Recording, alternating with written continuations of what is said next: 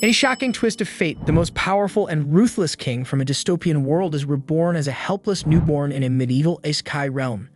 The moment he opens his eyes as a newborn, he finds a man and woman smiling down at him like proud parents. They're staring at him with love in their eyes, saying how he looks like both of them, and celebrating the arrival of their newest family member. The father, Reynolds, decides to name him Arthur and immediately tries to get the baby to call him Papa. The mother, Alice, laughs and says he's still way too young for that. While the two of them goof around with their new child, Arthur is just lying there confused. He has no clue who these freaking people are or why they're acting like they're his damn parents. If they're telling the truth, then that means he died in his old life and somehow got reborn with memories intact. Gazing up at the starry night sky, Arthur can hardly believe that after his countless victories and ruthless world domination, the Supreme Being has reduced him to a feeble infant. It's humiliating, and the worst part, he has to burp like a baby now, and the secondhand embarrassment is unreal. It's not that he hates this new life. His parents are caring and they seem genuinely happy to have him, but that doesn't change how uncomfortable he feels. Diapers are annoying, and there's always this nagging fear that someone might try to hurt him while he's helpless, so the only thing he can do to stay on guard is to clench his tiny fist. Reynolds sees this and smiles, thinking it's adorable. He slips his finger into Arthur's little hand and calls Alice over to show her how much their son loves him. Arthur, meanwhile, is still struggling to move, and in the middle of all that effort, he accidentally poops himself. Now his mom has to deal with it, and his shame hits so hard that he almost tears up. He just wants this absurd dream to be over. But it's not a dream, it's real. And this is the new life he's stuck with. Still, things take a strange turn when Arthur notices something unusual. Reynolds suddenly uses magic to boost his strength. Just like that, his body surges with power, and then Alice steps in, using healing magic on him like it's second nature. Arthur's never seen anything like it. Magic didn't exist in his world, so watching it happen right in front of him is fascinating. He wants to understand it, but for now he knows he has to grow up first. Later, Reynolds heads into the forest and takes down a beast using his strengthening magic. Not long after that, a few of his friends show up to hang out. Back to our baby hero, since there isn't much else for him to do, he starts analyzing everything around him. He pays attention to every little detail and soaks in as much information as possible, because if there's one truth that holds across every world, it's that knowledge is power. Reynolds eventually returns home after his hunting trip, and Arthur finds himself wondering whether this society allows everyone to carry weapons. If that's the case, then it must mean the outside world is dangerous enough to make it necessary. That only confirms to him that he needs to get stronger fast because adapting is his only option. There's so much he wants to ask, but his body isn't ready for that yet. Still, in the middle of all this frustration, there's a part of him that feels happy. His new parents give him moments that feel pure, something his old life never allowed. In his previous world, Arthur never even had the luxury of sleeping peacefully. Assassination attempts came with the job, and every night was another risk. But now for the first time, he feels something close to peace, and little by little, he gets used to it. After days, weeks, and perhaps even months pass, Arthur learns to crawl, and the first thing he does is head straight for a mirror, just to check how handsome he looks. Once he gets used to moving around and has full control of his body, he starts sneaking out of bed whenever his parents aren't watching, and his destination is always the library. He picks up books one by one, eager to learn more about this world. That's how he finds out that the continent he was born into is called Dicathan. Dicathan is made up of 3 kingdoms: the Dark Kingdom, where the dwarves live, the Eleanor Kingdom, hidden deep within a forest and ruled by elves, and finally the Sapin Kingdom, where humans reside, including Arthur himself. Although Arthur's nation is a monarchy, its throne is inherited, unlike his previous world where power could be seized by killing the reigning king. Once he's got the basics down, Arthur shifts his focus. He wants to understand magic, so in a surprisingly cute way, he reaches up and pulls a book on the subject from the shelf. The further he reads, the more he starts comparing this world to his old one. His past life was more advanced, more industrial. This one is simpler, but the presence of magic, or as this world calls it, mana, changes everything. According to the book, mana isn't something just anyone can use. It's passed down through generations and only appears in about 1 out of every 100 people. There are only 2 main forms: augmenting, which enhances the body with mana, and conjuring, which enables one to project and manipulate energy in endless ways. While reading, Arthur recalls the healing magic his mother used earlier, and it clicks. She's clearly a conjurer. According to the book, everyone with mana has a mana core, and most spellcasters only learn to tap into it around puberty. Once they master that, they can become full-fledged mages. Arthur thinks it sounds an awful lot like the concept of Kai, something he knew well in his past life. Yet he remains skeptical about whether this arcane knowledge will serve as an effective weapon for him. Still, he decides to try, so he focuses and channels whatever remnants of his kag he thinks he still has, and just as he starts feeling something shift, Alice swoops in out of nowhere, picks him up like the precious baby she believes he is, and takes a good look at him. At first, Arthur panics, thinking she's caught on to what he was trying to do. But no, it's worse because she announces that he's pooped himself, and the stench confirms it. As Alice takes him to get cleaned up, Arthur lies there in silent agony. He's sick of being trapped in this weak body, and the humiliation is endless. He squeals to himself again that he needs to gain power and fast. Later, Alice spends some quiet time journaling his milestones.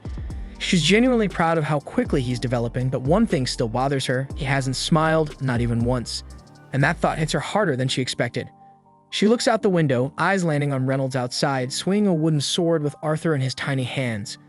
Reynolds calls out to her, beaming as he brags about Arthur's progress. But instead of being impressed, Alice is pissed. She storms outside and scolds him loudly, saying it's way too soon for their son to be handling weapons. Reynolds tries to explain, but it's no use. Alice doesn't want her baby playing soldier just yet. In contrast, Arthur absorbs every detail of the scene, using his parents' interactions as a framework to comprehend the complexities of marriage, though he begins to wonder if perhaps in this strange new world, women might be the ones really in charge. Later that day, Alice takes Arthur to the market, and everything there blows his tiny mind. Every corner, every sound, every item feels like a brand new piece of information, especially when half this stuff didn't even exist in his old world. He even gets to witness magic being used up close, and that alone makes the whole trip worth it. Then on the way home, as sleep gradually overtakes him, Arthur reflects on how much his family has supported him. They finally make it back home, and Alice carries Arthur straight to his room. On the way, she talks softly about how proud she is whenever he sneaks out of bed just to read, or how curious he gets every time they go to the market. She's convinced he inherited those traits from Reynolds, and she chuckles to herself, saying he might grow up and run off to explore the world. But deep down, she hopes he gets to live a quieter, safer life. That evening, Arthur sits nearby and watches Reynolds practice magic in the yard. At first, he's excited, thinking he finally has someone to learn from firsthand. He watches as Reynolds lifts a few small rocks with his magic, and that makes Arthur change his mind, but before the disappointment sets in too deep, Alice shows up behind him and assures him Reynolds is just warming up. She tells him to keep watching, and sure enough, Reynolds amps up his mana and starts pulling off some serious moves. Watching all this, Arthur quickly figures out that his father is an augmenter, someone who uses mana to enhance his physical strength and skills. That gets him fired up, and he starts imagining all the cool tricks he could pull off once he gets his own mana core. But just as he's getting into the fantasy, Alice scoops him up and tells him it's bedtime. On the way to his room, he spots a book on the shelf and immediately starts pointing at it, whining for her to let him read. She tries to resist, but after a few seconds of watching his adorable face light up, she gives in and lets him read it for a bit. As he flips through the pages, he reminds himself of everything he's learned so far, every little step that might help him form his own mana core. He closes his eyes and starts drawing mana from every part of his body toward a single point. He works diligently. And just when his parents assume he has already fallen asleep, a loud explosion rocks the house. Without hesitation, Reynolds throws himself over Alice and takes the blast across his back. Burned and dazed, he quickly checks that she's okay, and when she nods, they both remember Arthur.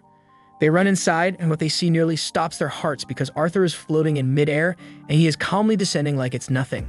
In that heart-stopping moment, the roof above begins to crumble, and being just a child, Arthur is unable to dodge in time, yet his parents leap into action, shielding him from what could have been a fatal collapse. Overcome with relief and emotion, all three burst into tears, and for the first time, Arthur feels the warm, unyielding love and protection of his parents, a stark contrast to the cold loneliness of his past life, and that realization moves him to tears for the first time. We then flash back to Arthur's former life, when he ruled as King Grey. At the time, a royal servant had been caught trying to take his life. According to the law, the man should have been executed on the spot, but the king's council instead chose to exile the traitor and his entire family back to their homeland. The traitor knows full well they face something far worse than death once they arrived, so he gets panicked and desperate and dropped to his knees and begged Grey to show mercy and spare his wife and daughter. But Grey, without even a word, killed them right in front of him. It wasn't revenge. It was a twisted act of mercy because he knew death by his hand would be quicker than whatever hell awaited them where they were going. And somehow, the assassin, broken and hollow, genuinely thanked Grey for it. Now in his new life, Arthur has just turned 4. He's spending time with his father Ray, who gives him a pair of combat gloves, exact replicas of his own. But Arthur politely turns them down, saying he'll stick with his wooden sword for now, because he thinks that with his small frame, the gloves would shorten his range and make it harder for him to fight properly. Ray doesn't push it, and instead he smiles and steps into the regular sparring match. But today turns out to be different. In the middle of the fight, Arthur surprises Ray by imbuing his sword with mana, something he's never shown before. And with that sudden enhancement, he easily disarms his father. It's the first time Arthur has ever beaten him, and Ray is left frozen, stunned by how fast his son is advancing. Later that evening at dinner, Ray brings up the idea of hiring a proper instructor for Arthur. He's realized that his own training won't be enough anymore. But Alice is immediately against it because she knows hiring a tutor means sending their son away to the city all alone at just 4 years old. Ray stays firm, pointing out that Arthur can now use magic to enhance physical objects, and that kind of talent can't go untrained. The conversation quickly turns into a heated back and forth, both parents standing their ground. To stop the argument, Arthur jumps in with a compromise, and he suggests they all move to the city together. That way, Ray gets to give him the education he needs, and Alice doesn't have to be separated from her son. It's a perfect solution, and both parents agree on the spot, so they immediately start packing for their new life in the city. In a few days, Ray's old adventurer crew, the Twin Horns, arrive personally to escort Arthur and his family to the city. Arthur politely introduces himself to the group, so their leader Adam introduces himself and tells him that they've already met before, though he doubts a little kid like Arthur would remember. But Arthur remembers every detail because it was the day he accidentally blew up their house. The Twin Horns then came to help rebuild everything, and Arthur overheard the whole conversation, learning that his mom and dad were once members of this very party before they settled down. Once Adam finishes talking, Angela sweeps in and pulls Arthur into a bone-crushing hug, nearly squeezing the life out of him. Durden, the party's tank, notices the kid silently panicking and gently pulls him away from her grip. That's when Arthur catches sight of someone watching him from the roof of the carriage, a quiet girl with an unreadable expression. Her name is Jasmine, and she doesn't say a word, just keeps staring at him. Arthur, for a moment, gets completely lost in her eyes until Helen strolls over, shakes his hand with a bright smile, and introduces both herself and Jasmine on her behalf. Then, with the introductions over, the group sets off on their journey to Xera City. During the ride, Arthur can't help but think how outdated this transportation is compared to what he knew in his previous life, where flying vehicles were the standard. Still, he doesn't really mind, not when his loving mom is sitting right there beside him, chatting away and making the trip feel like home. They take plenty of breaks along the way, and during one of those stops, they're suddenly ambushed by a pack of wild wolves. For the first time, Arthur sees up close how brutal the outside world really is. But Jasmine reacts first, stepping in without hesitation. She leaps into action, daggers flashing, taking the monsters down like it's nothing. Then Ray, Adam, and the others quickly jump in to handle the rest. Arthur doesn't join in, he just watches, and the whole scene fires him up, so he's determined to fight beside them one day. That night, they all gather around for dinner, but Arthur notices something strange. His mom hasn't touched her plate. She says she's already full, but something doesn't feel right. She then spots a wound on Ray's arm, so she instantly walks over to heal him, and the moment she starts casting the spell, the energy in the group changes. Everyone suddenly becomes tense, quietly scanning the area, shielding her from any wandering eyes. It's then that Arthur starts putting the pieces together. Healing magic isn't just uncommon here, it's a huge deal. And the real reason his family had been living way out in the middle of nowhere wasn't just to live quietly. It was to keep Alice's rare healing abilities hidden from the world. After the meal, Adam pulls Arthur aside, curious to see firsthand if Ray's been exaggerating his son's abilities. The rest of the party is just as intrigued by the so-called prodigy, so they gather around to watch, turning what was supposed to be a quiet moment into a full-blown spectacle. Arthur, still just 4 years old, silently wonders if anyone's the least bit concerned about him getting hurt. But this will be his first time facing an opponent other than his dad, and unlike Ray, who only used a practice stick, Adam shows up wielding a real spear. But even if it's wrapped in cloth to dull the edge, it's still a proper weapon. The match kicks off without delay. Adam channels mana into his spear right away, and Arthur instantly responds, infusing mana into his body too. But he doesn't stop there. He surges magic into his legs, boosting his speed to a whole new level. In a blink, Arthur launches forward, slipping right between Adam's legs and landing a clean hit before springing back to create distance. The crowd goes silent, absolutely stunned by his lightning-fast movement and spot-on precision. As the duel heats up, they clash again, but this time head-on. But it becomes painfully obvious that there's still a huge gap in sheer power. Arthur doesn't have the muscle to keep up, and Adam's next blow sends him flying. The force behind the strike throws him through the air like a ragdoll, and right then, Arthur gets a harsh reminder.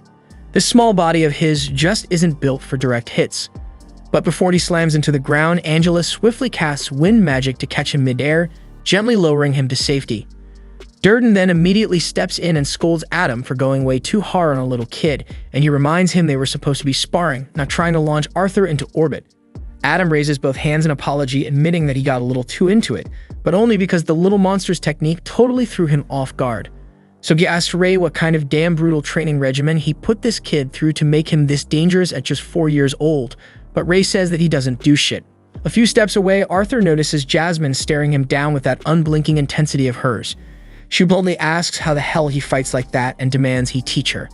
And judging by her completely deadpan expression, Arthur realizes she's not going to drop this until she gets what she came for. The following morning, the group resumes their trip and eventually stops at a calm, open stretch where Arthur can squeeze in some more training. Adam takes this chance to give him some spear lessons while Ray flexes his dad bod with some old-school workout poses, and the poor kid just humors him anyway. After that, Helen steps in for a quick archery session, and before long, Arthur is nailing bullseyes like he's been doing it for years. With training wrapped up, it's finally Jasmine's turn. She'd been waiting for this moment, and surprisingly, she picks up on his teaching quicker than expected. Later that evening, Arthur is quietly reading a book when Jasmine starts staring at him like she's been hypnotized by a face that doesn't even try to be charming. A few minutes later, it's not just a stare, it's borderline stalker behavior. The next morning rolls around, and it's Arthur's birthday. Jasmine, of all people, gives him a dagger as a present. To everyone's shock, especially the other girls, she even goes out of her way to explain how to properly use it.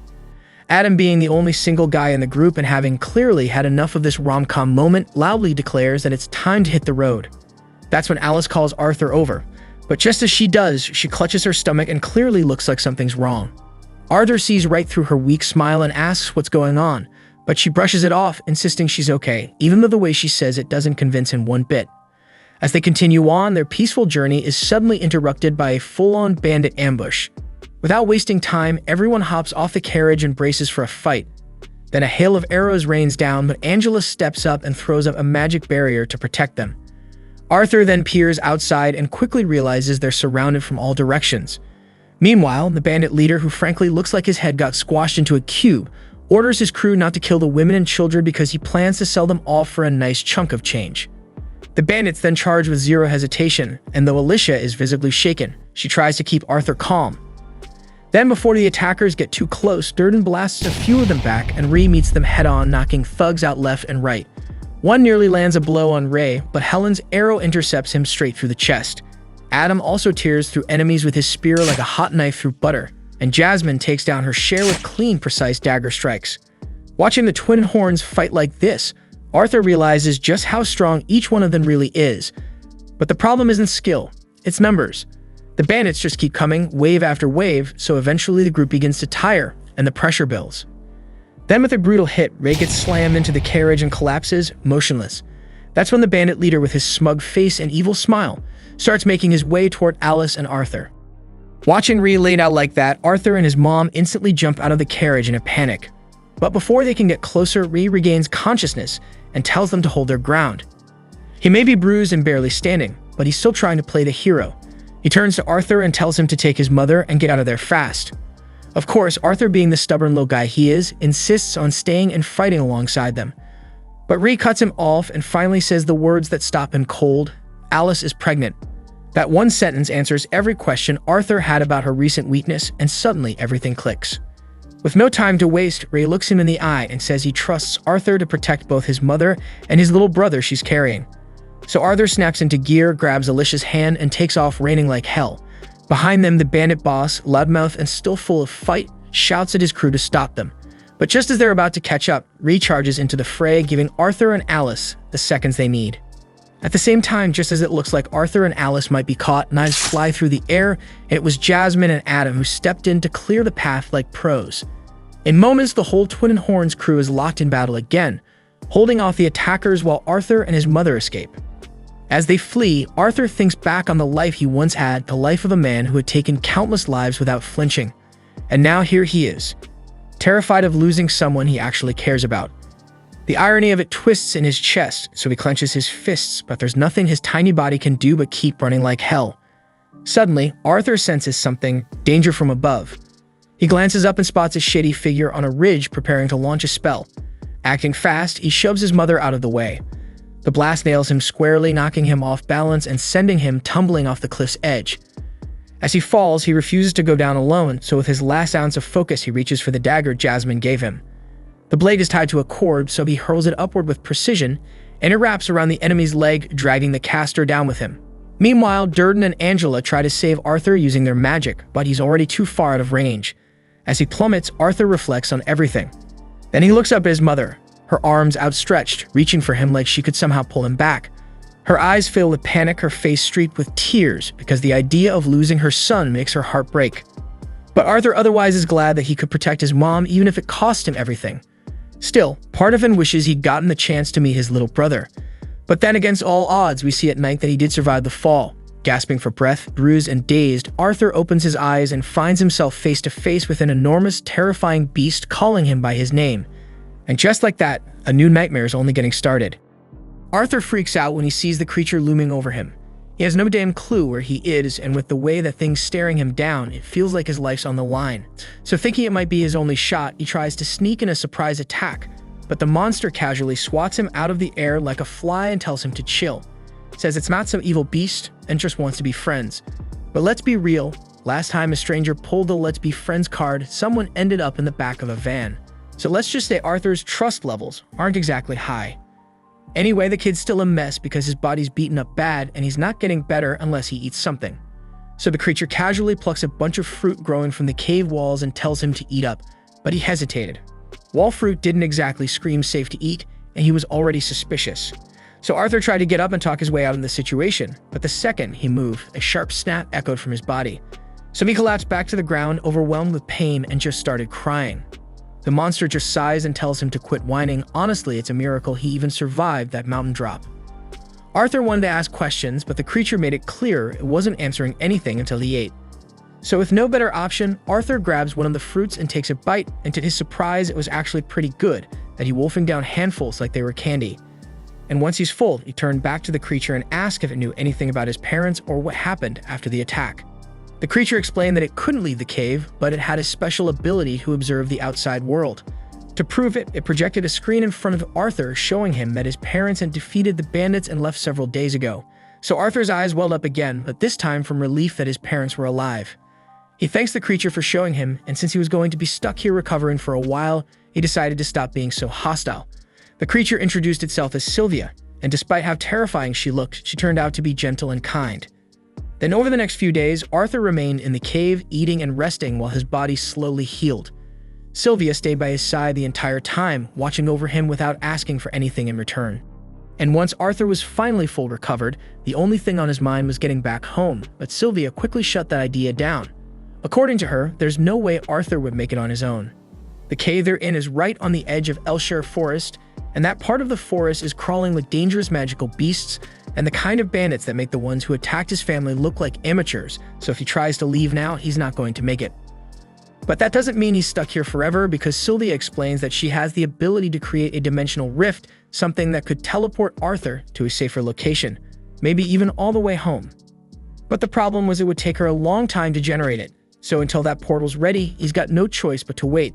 With nothing else to do, Arthur grabs a stick and starts swinging it around. If he's stuck here anyway, might as well get in some sword training. Days pass, and although he still doesn't know much about Sylvia, he's grown to enjoy her company.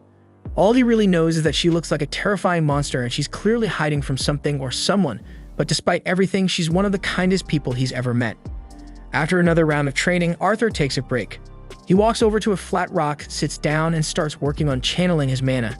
Sylvia watched for a while, quietly impressed. He was just a kid, yet he already had a mana core, but from the way he was going about it, it was obvious he hadn't received proper training. Without a word, Sylvia lifts her hand, and suddenly, a swirling mass of mana gathers in her palm. Arthur's jaw nearly hits the floor because it's not just that she's casting a spell, it's the fact that she's gathering mana while she's casting. So if you can learn to control mana like that, there's no doubt you become incredibly powerful. But before he could ask her to teach him, Sylvia stopped and looked over at him. She wanted to know what he planned to do with that kind of power if he learned it. Arthur hadn't really thought about it before, but now that she brings it up, one memory burns in his head. Those bandits. How close they came to killing his family. How powerless he felt. So without thinking, he tells her flat out, He'll use that power to wipe out anyone who dares to hurt the people he loves. Sylvia didn't like what she heard, and without a word, she walked over and flicked Arthur on the forehead, knocking him back and tells him straight that she'd never teach that technique to someone driven by thoughts like that. Arthur sat there, holding his head, still not understanding what the problem was, because to him, after what happened to his family, wanting to protect them by any means felt right. Sylvia wants to make something clear, so she gently presses a single finger against Arthur's forehead and calmly tells him she could just as easily crush his skull with it or touch him with care like she just did. Then she asks him which one he'd rather experience. Obviously, Arthur chose the gentle touch. So she explained that anger and hatred are easy paths to walk, but once you start down that road, it never ends. It just consumes everything. She didn't want that for him, and she didn't want him to waste his life chasing revenge, so she asked again what would he do with this power. Arthur took a moment, and this time, instead of thinking about the fear and violence he faced, he pictured the faces of the people he loved, the ones who made him smile. And with that image in his heart, he answered that he wanted strength so he could protect them. So Sylvia smiled because that was the answer she'd been hoping for. But elsewhere outside the cave, another creature was drawing near, one that looked an awful lot like Sylvia. It had been tracking her, and now was close. Back in his old world, Arthur had been a king, but not in the way most people imagine. The senators held the real power, and he was just their weapon. A pawn used to wage wars and silence enemies, and that life had left him hollow because he hated being used like that. Back in the present, Sylvia was helping him shape a different future. She began teaching him her technique, showing him how to draw an ambient mana and condense it. Arthur followed along, and after a few tries, he managed to pull in the mana and use it to boost his body. The power was incredible. He could feel it pulsing through him. He ran to Sylvia, full of excitement, ready to thank her. But then everything shifted and Sylvia's eyes narrowed because she sensed something. And without even a damn warning, she shoved Arthur into a pile of rocks and whispers for him to stay hidden and quiet. Arthur peeked through the cracks and spotted another creature approaching, a massive beast, almost identical to Sylvia. Sylvia clearly knew him, and from the way she tensed up, Arthur could tell this wasn't a friendly visit. The stranger didn't waste time and demanded Sylvia come with him, but she refused, so without another word, the other beast launches an attack. Arthur wanted to jump in, but he suddenly heard Sylvia's voice in his head. She told him to stay back and she would handle this. The other dragon tried to reason with her one last time, said he didn't want to kill her, but would if he had to. But Sylvia's answer was clear. She would rather die on her feet than listening to his freaking voice. She then unleashed her full power, and in that moment, Arthur saw her true form, a dragon pulsing with energy. And in this form, she can unleash everything she's got. Sylvia then launches a massive blast straight at the other creature. He manages to block it, but tells her she's being reckless because if her body in this condition, using that much power will kill her. Sylvia already knows that, but she just doesn't care because she's lived a long life and has no regrets. Then with one strong push, she slams the other monster into the wall. But he's not down for good, and he gets right back up and starts hammering her with a barrage of magical blasts. She takes the hits hard, but right now she's more concerned about Arthur. This battle is getting way too close to the place she stashed him. The enemy then fires off one last heavy shot, and she can't dodge it without risking Arthur's life. So she draws on every last drop of power and freezes time itself. While everything is frozen, she tells Arthur to come out from hiding, and he listens. It looks safe enough, but he's full of questions, especially after seeing that she's actually a dragon. Still, there's no time for answers because her time-freeze spell is running out fast, and she needs to move him now. She opens the dimensional rift she had been building, but since she's injured and never got the chance to finish the spell properly, the portal connects to some random place instead of his home. She really didn't want to dump him in the forest, but at this point there's no other choice. Even so, she trusts Arthur. With what he's learned from her, she believes he can handle himself and make it back on his own. But before she sends him off, she asks him again what he plans to do with its power. Arthur doesn't even pause and tells her that he'll use it to protect the people he loves. That answer puts her at ease, and she's glad he finally understands. Before he goes, there's one last thing she wants to give him. Sylvia conjures an egg and a single feather, placing them gently in front of him.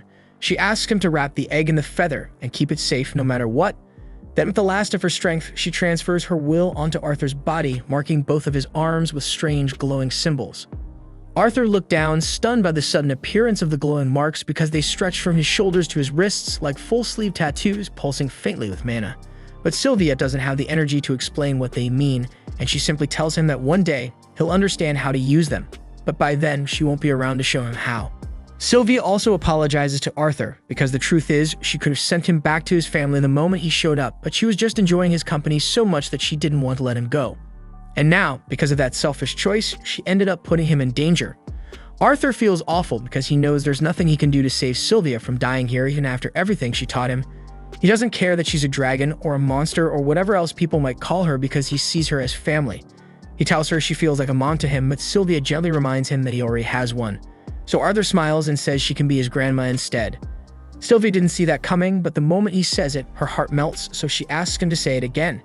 And he does happily. Sylvia's heart breaks knowing she won't get to see him again, but time is running out, so she gently nudges him forward toward the portal. Arthur gets it, so he picks up the gifts she gave him and walks toward the rift, but at the very last second, he turns around and tries to coax her into coming with him. Sylvia doesn't budge because she can't, so she shuts the portal and sends him away. Time then unfreezes and the enemy's blast slams straight into her. The hit looks devastating and Sylvia crashes to the ground, but the other monster isn't convinced she's dead. He knows she's way too powerful to go down from just that. He steps in closer, lowering his guard. But it's a big mistake because as soon as he's in range, Sylvia summons everything she's got left and lets out one last attack. The blast wipes him out, along with everything around him for a full mile. As Arthur gets pulled through the dimensional rift, he hears Sylvia's voice one last time. She asks if he remembers what she said about how power should be used, and Arthur does. But his heart is heavy, so Sylvia tells him the world's a sad place, and stuff like this is going to happen. But that's exactly why he needs to change it. Arthur protests because there's no way he could ever pull that off, but Sylvia isn't expecting him to change the world overnight. One step at a time, that's all it takes. Besides, this isn't his first time shaping a world, and she knows who he used to be. Sylvia is aware of his past life as a king, and while she didn't agree with how he ruled back then, she believes that as long as he doesn't lose himself to hate, Arthur can become the kind of king this world actually needs. Then a little while later, Arthur wakes up on the ground dazed and aching, but one thought is burned into his soul. He's going to keep his promise to her. But first he's got to figure out how to get out of this damn forest. But suddenly, he hears something move behind him. And then he hears a blood-curdling scream echoing from across the woods, and it sounds like a little girl. So without hesitation, he channels mana into his legs and bolts toward the noise. He leaps up into a tall tree for a better view, and from there he spots a group of bandits dragging a young elf girl. She tried to escape, but they already got her, and one of them has his hand clamped over her mouth to shut her up. And since she's an elf, they're planning to sell her on the black market for a huge profit once they leave the forest, so they tie her up and toss her into the back of their carriage like cargo. Watching all this shit, Arthur is hit with flashbacks, memories of the moment he and his family were attacked by bandits too. He remembers hearing those bastards talking about keeping him and the women alive to sell later, and it makes his blood boil. His first instinct is to slaughter every last one of them for what they're doing, but then Sylvia's voice echoes in his mind, reminding him to keep his anger in check. He closes his eyes, takes a breath, and regains his focus. Charging in now could get the girl killed, and he knows it. So he holds back, watching and waiting for the right moment to strike. Once the bandits all pile into their carriage and start heading out of the forest, Arthur silently follows, sticking to the shadows. By the time night falls, they stop to set up camp since it's too dark to keep going. Arthur sits nearby, hidden, still debating whether he should trail them until they reach a town or just take them out here. But then he overhears one of the scumbags talking about how elves are his favorite and how they should get a taste of her before selling her off. That's it. Arthur knows he can't let this go on. But it's not quite time yet because he still needs full cover of darkness before making a move, so he closes his eyes and starts meditating, getting himself ready for all the blood he's about to spill. Once it's dark enough, Arthur opens his eyes, fully focused, and starts mapping out his plan. He then spots a few horned wolves chained up nearby, which is strange because no way wild beasts like that would obey humans willingly. A closer look reveals they've been forced into submission with enchanted collars, and Arthur figures he can use that to his benefit. So he picks up a few acorns and tosses them at the wolves to stir them up. The wolves' howling draws the bandits' attention, and their leader growls at one of his men to hurry over and shut those freaking beasts up.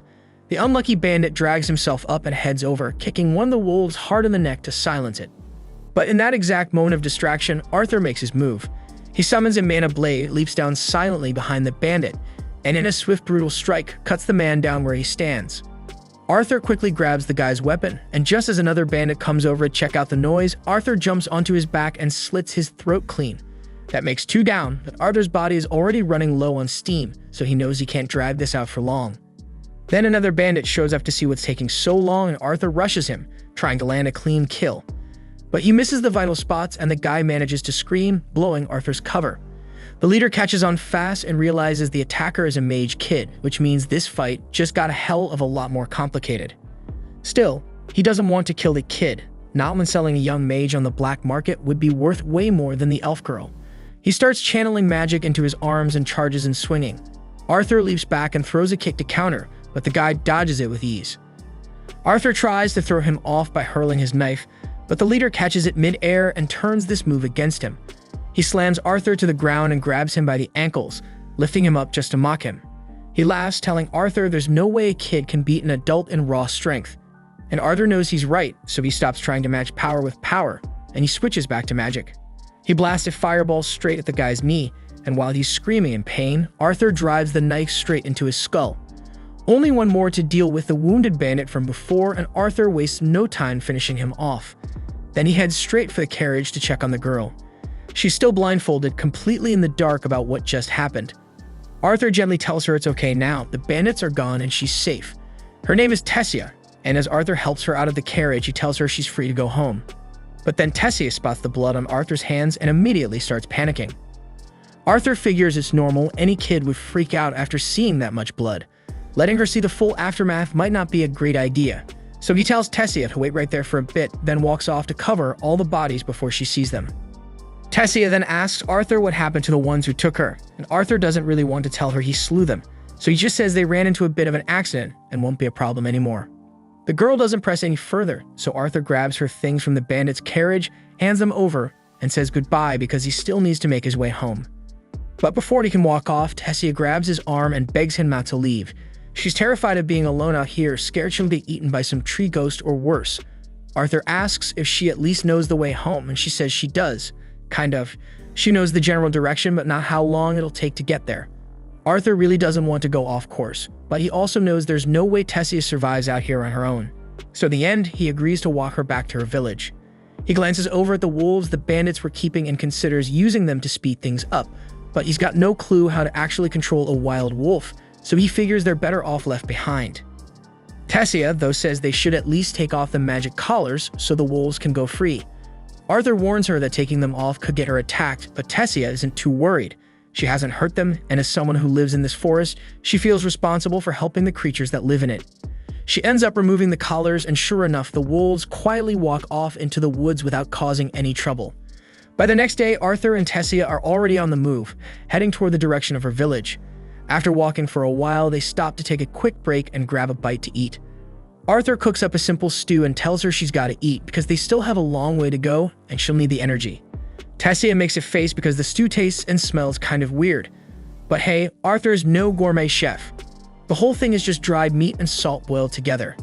Not exactly 5-star, but it's better than starving. While they eat, Tessia asks why Arthur came to Elshire Forest in the first place. It's not every day a human, especially a kid, shows up around here. Arthur explains how he got separated from his family and ended up wandering into the forest. Since they're already on the subject, he asks what it's like living in the kingdom of Eleanor, and Tessia lights up. She says she loves it. Her parents are always busy with work, so she usually spends most of her time hanging out with her grandfather and the family servant. They keep moving along the path, but since Tessia has no clue how far her village actually is, it's tough to say how long this trip's going to take. And to make things worse, one of those wolves she let go earlier has been quietly trailing them ever since. Arthur's seriously starting to regret not just taking them all out back when he had the chance. That night, Arthur decides to stay outside the tent and keep watch. If that wolf shows up, he wants to be ready in case it tries anything.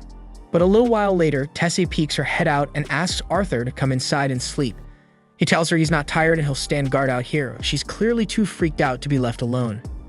She begs him to come inside with her, and after a little back and forth, Arthur finally gives in. He figures he can still keep watch from inside the tent anyway, just to help her feel safer. Tessia's trying to act like she isn't scared, but it's obvious, especially since she insists that Arthur stay right next to her the entire time, even when they're taking their shit. Before she falls asleep, Tessia asks him something random about the human kingdom. She wants to know if it's true that all humans are perverts who marry a bunch of wives. Arthur's caught off guard and asks where she even heard that shit, and she says it was her grandpa who told her. Arthur admits some nobles have their own harem, but most humans are actually pretty decent. Tessia seems satisfied with that answer and turns over to go to sleep. Luckily, the wolf never showed up that night, so by morning, Arthur and Tessia packed up and got moving again. Over the past few days, Tessia's really started to open up to Arthur. And now that the trauma of the slave traders is fading, she actually seems happier. Still, she's totally useless in the wild. She can't even cross a small creek without help, so Arthur ends up having to carry her across like a sack of flour. Then out of nowhere, Arthur clutches his chest in pain. It hits him like a wave and he has no idea what's happening. Tessia freaks out and runs off into the woods to find some herbs that might help. But Arthur's pretty sure this isn't some random sickness. He props himself up against a tree, barely holding it together, and that's when the same wolf from before shows up. Arthur immediately tenses up. If it attacks now, he's completely screwed. Just as things start to look bad, Tessia comes running back with the herbs and Arthur warns her to keep her distance in case the wolf lashes out. But instead of attacking, the wolf casually walks up and drops a dead pig right in front of him, then turns around and walks away. Arthur just stares, totally thrown off. Tessia guesses that maybe the wolf was just trying to say thanks for letting it go free. That evening, Arthur and Tessia set up camp and sit down to enjoy some roasted meat by the fire. It's a major upgrade from the bland stew they had earlier, so Tessia's loving it. While she was out searching for herbs earlier, she also found a few mushrooms. She offers some to Arthur, but in hindsight, he really shouldn't have eaten the random forest mushrooms because now he's dealing with the worst case of diarrhea imaginable. After Arthur's done practically dying in the woods, he's exhausted and ready to crash on the spot, but Tessia keeps talking to him. She starts going on about how her grandfather used to read her storybooks about the human and dwarven kingdoms. Ever since then, she's wanted to visit them, but the elders never let her because elves generally don't trust other races. Somewhere in the middle of her story, Tessia realizes Arthur isn't listening at all. He's clearly too wiped to focus, so she gently covers him with a blanket and quietly wishes him good night. And by the next day, they get back on the road, but Arthur's chest pain is getting worse with every step. Tessia feels bad for not being able to do anything to help, but Arthur tells her it's nothing to worry about. Trying to change the mood, Tessia asks if she can start calling him Artie, since they spent so much time together and she sees him as a close friend now. Arthur says he's cool with it and Tessia is caught off guard by how chill he is, so he plays it up a little, joking that he'll forever treasure the fact that the great lady Tessia now considers him a friend. That annoys her a bit, and she tells him to stop acting like a brat. Arthur fires back, saying it's rich coming from someone who wouldn't let him leave her side all night because she was scared. Tessia insists that was completely different. Still, joking aside, Arthur realizes something. Tessia is actually the first real friend he's ever had. Not just in this world, but even in his past life, he never had anyone get this close. Just then, Tessia spots something up ahead that looks familiar. She calls Arthur over to take a look. He walks over expecting her to show him a cool stick or some weird rock, but instead he finds himself standing in front of a massive tree with a glowing portal embedded right in the trunk. Tessia turns to him, says this is the entrance to her village, and reaches out her hand, asking Arthur to come with her inside. Regrettably, the elves still harbor deep resentment toward humans, so the moment Arthur crosses into the elven village, he's instantly surrounded and held at sword point. He turns to Tessia, hoping she'll speak up for him since she could easily clear things up, but to his surprise, Tessia just stares at him coldly, staying completely silent. Seeing that shit, Arthur's heart sinks because he immediately assumes Tessia lured him into a trap to get him killed, and he mentally kicks himself for trusting anyone again. After all, he's already endured betrayal after betrayal in his past life, so why did he expect this to be any damn different? The guards get ready to behead him while Tessia watches in silence, but she wasn't behind any of this. For some reason, she just didn't speak up earlier, but once she overhears the guards saying they're going to kill Arthur, she finally steps forward and tells them to stop. One of the guards warns her, insisting that this human boy is dangerous, but Tessia firmly states that Arthur isn't dangerous at all. In fact, he's the sole reason she was able to make it home alive. Tessia's words should have been enough to make the guard rethink his actions, but instead, he accuses Arthur of brainwashing Tessia into believing he's trustworthy, so he still plans to kill him anyway. But before the guard can carry out the order, an older man appeared from a magical light and commands them to release Arthur. This man is Tessia's grandfather and the former ruler of the elven tribe, and his name is Virion. Thankfully, he's much more level-headed, and he chooses to believe Tessia's account of what happened. He even offers Arthur an apology for how they treated him after everything he did to help Tessia. But from their perspective, it was suspicious that the missing princess returned home with an unknown human kid. Arthur's relieved to hear he won't be executed, but he's also shocked to learn that Tessia is royalty because she never mentioned it once during their entire journey. They spent days traveling together, yet she apparently didn't think it was worth bringing up. Right then, Tessia's mother and father appear, having been informed that their daughter had returned safely. Tessia runs into their arms, overjoyed to see them again. And if Tessia is a princess, that means her parents are the king and queen of Eleanor. But unlike Virion, they're not as forgiving because the moment Tessia's father lays eyes on Arthur, he demands an explanation for why a nasty human has set foot in their kingdom. So he immediately orders the guards to seize Arthur and execute him without delay. However, no one moves a muscle. Tessia's father may be the reigning king, but Virion already told the guards to leave Arthur alone, and nobody dares defy Virion.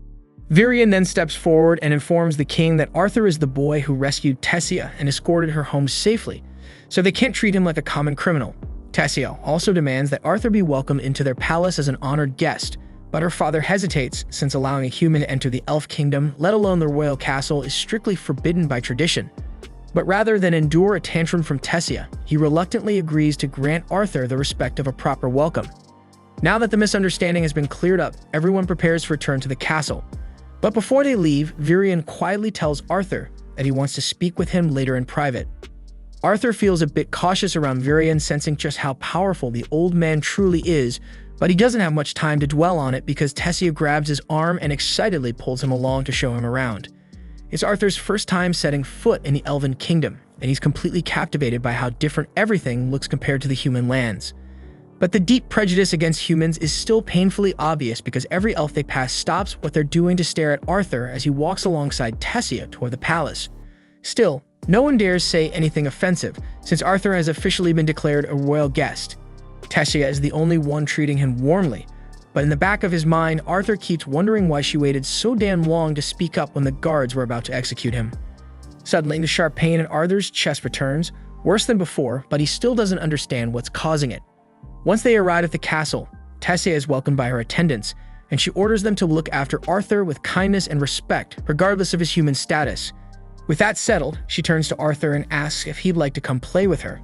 But Arthur tells her he first needs to speak with her parents because he figures they'll want to hear exactly what happened to Tessia and how they managed to get back home. They all then make their way to the audience chamber, with Tessia tagging along since she refuses to be left out. And since they're about to have a serious conversation, Tessia suggests bringing in some treats to enjoy while they talk. It feels more like a casual tea gathering now, but there are still important matters to discuss. Tessia's father then takes the opportunity to formally introduce himself. His name is Alduin, the reigning king of Eleanor, and his wife's name is Muriel, and his father is Virion. Arthur then presents himself modestly as a simple boy hailing from a humble village in the kingdom of Sapin, fully acknowledging that someone like him, a human, would typically never be granted permission to enter Eleanor, much less stand before the royal family, so he expresses his deep gratitude for their hospitality. Alduin raises his eyebrows, impressed that Arthur speaks with such maturity despite his young age, but more critically, he demands a thorough explanation of what transpired with Tessia and how she ended up missing. Arthur proceeds to recount the entire ordeal, describing how he became separated from his family during a raid by bandits and ultimately found himself lost within the elven forest, though he deliberately omits his encounter with Sylvia inside the cave. He continues explaining the moment he crossed paths with Tessia, clarifying that he stumbled upon her as she was being abducted by slave traffickers. Alduin's face twists in fury at the revelation that humans dared attempt to sell Tessia into slavery, but Arthur calmly points out that elves too have participated in the slave trade, so it isn't a crime exclusive to humans. Setting that aside, Virion turns to Arthur, asking how exactly he managed to free Tessia from the slave traders, and Arthur simply explains that he eliminated them all. At this, one of the guards erupts in disbelief, shouting that there's no conceivable way a mere child could have taken down slave traders alone, but Virion swiftly silences him, warning him to hold his tongue unless he wishes to forfeit his position. Arthur shows no signs of deceit, leading Alduin to reluctantly state that he believes him. Now that everyone is clear on the events, Arthur takes the opportunity to present a request. As he already mentioned, he ended up stranded in the forest after the bandit attack, so he politely asks if they would assist him in returning home. Alduin clenches his jaw in outrage at the boldness of a human asking the elven royal family for a favor, but considering Arthur went out of his way to escort Tessia safely home, it's only right they repay his kindness. Furthermore, if Alduin refuses, he'll inevitably have to face Tessia's inevitable tantrum, something he's not eager to endure. Eventually, he sighs and agrees to help Arthur, but explains that the teleportation gate leading back to Sapin is sealed and can only be activated once every 7 years during the summit of the 3 tribal leaders. Since the last summit took place 2 years ago, Arthur will have to wait an additional 5 years before the portal becomes usable again. Arthur isn't keen on waiting that long, and Alduin equally dislikes the idea of having a damned human remain in Eleanor for 5 entire years, so he states that he'll arrange for a squad of guards to escort Arthur back to Sapin. He wants Arthur gone as soon as possible, but since it's already quite late, he allows Arthur to stay the night in the castle and depart the following morning. Arthur expresses his gratitude to Alduin for agreeing to help him return home, though the ache in his chest is intensifying and Virion quietly takes note of Arthur's condition. A short time later, Arthur's room is prepared inside the castle. He finds himself soaking in a bath, yet the throbbing in his chest keeps worsening, leaving him anxious that something serious is happening to him. After finishing his bath, he steps out onto the balcony to breathe in some fresh air, hoping it might ease the discomfort. The cool air offers a bit of relief, but he knows he needs to get to the bottom of this pain before it escalates into something dangerous.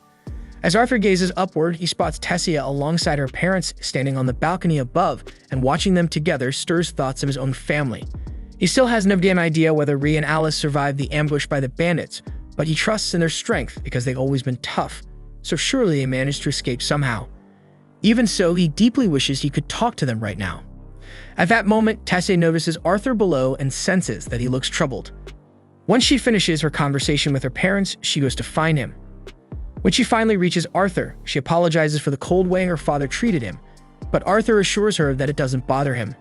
He understands why Alduin would act that way after all decades of conflict between elves and humans have left deep scars, and it's only natural he'd struggle to trust a human, especially one connected to his daughter. Speaking about parents makes Arthur reflect again on how distant he feels from his own, and confesses his fear that they might not be happy to see him. After all, the entire reason they went on this journey was for his sake. Maybe they'll blame him for everything that happened. He also holds himself responsible for failing to protect them during the bandit attack and for getting separated. But before he can spiral deeper into guilt, Tessia grabs his face and shakes his head gently. She doesn't know much about Arthur's parents, but if they're anything like hers, she's sure they'll be overjoyed to see Arthur again when he finally makes it home. At that moment, the hallway lit up with dozens of brilliant fireflies, and surrounded by the glowing lights, Arthur found himself trying to remember the smiles of his parents. Ever since he had been reborn into this world, they had never once given him any reason to feel unloved. So why was he suddenly afraid that they'd despise him after everything that had happened? He had allowed the scars from his past life to cloud his thinking and fill him with doubt for quite some time now, and he had even gone so far as to suspect Tessia might betray him earlier, but looking at her now, all he could see was a pure-hearted girl who would never harm her friend. Suddenly, Arthur sensed something flying straight toward Tessia, so he caught it instantly and powered up his mana, ready to strike at whoever had attacked her. But to his astonishment, the one who had launched the attack was none other than Virion. Arthur couldn't believe Virion would stoop so low as to attempt to harm his own granddaughter, but Virion calmly explained that he'd never intended any harm to come to Tessia, because the objects he had thrown were nothing more than a few fireflies, harmless even if they made contact.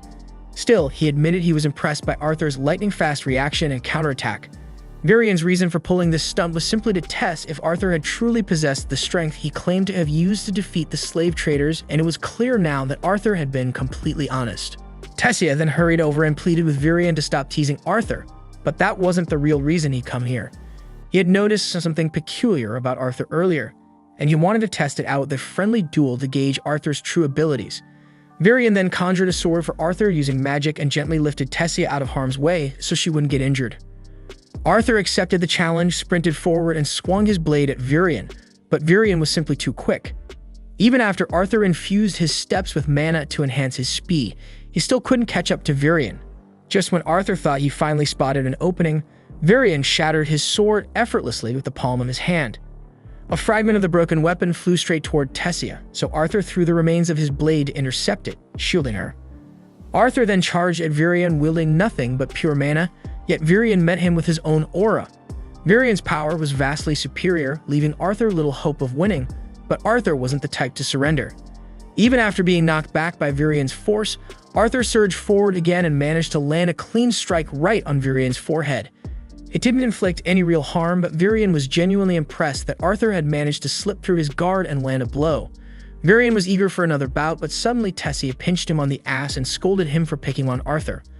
Arthur assured her that it was alright, admitting he actually felt privileged that someone as formidable as Virion deemed him worthy of a spar. While they were still on the subject, Virion revealed that he wanted to formally take Arthur on as his pupil. Arthur was stunned and asked if Virion was being serious, But Virion wasn't one to make jokes about such things. He directly asked Arthur whether he'd accept the offer. Arthur hesitated, uncertain what to say, especially since he hadn't yet found a way to let his parents know he was alive. Virion told him that if that was his only concern, he knew a method Arthur could use to speak to his parents right away. Arthur was intrigued, but before he could respond, a sharp pain pierced his chest again, and Virion seemed to understand the cause.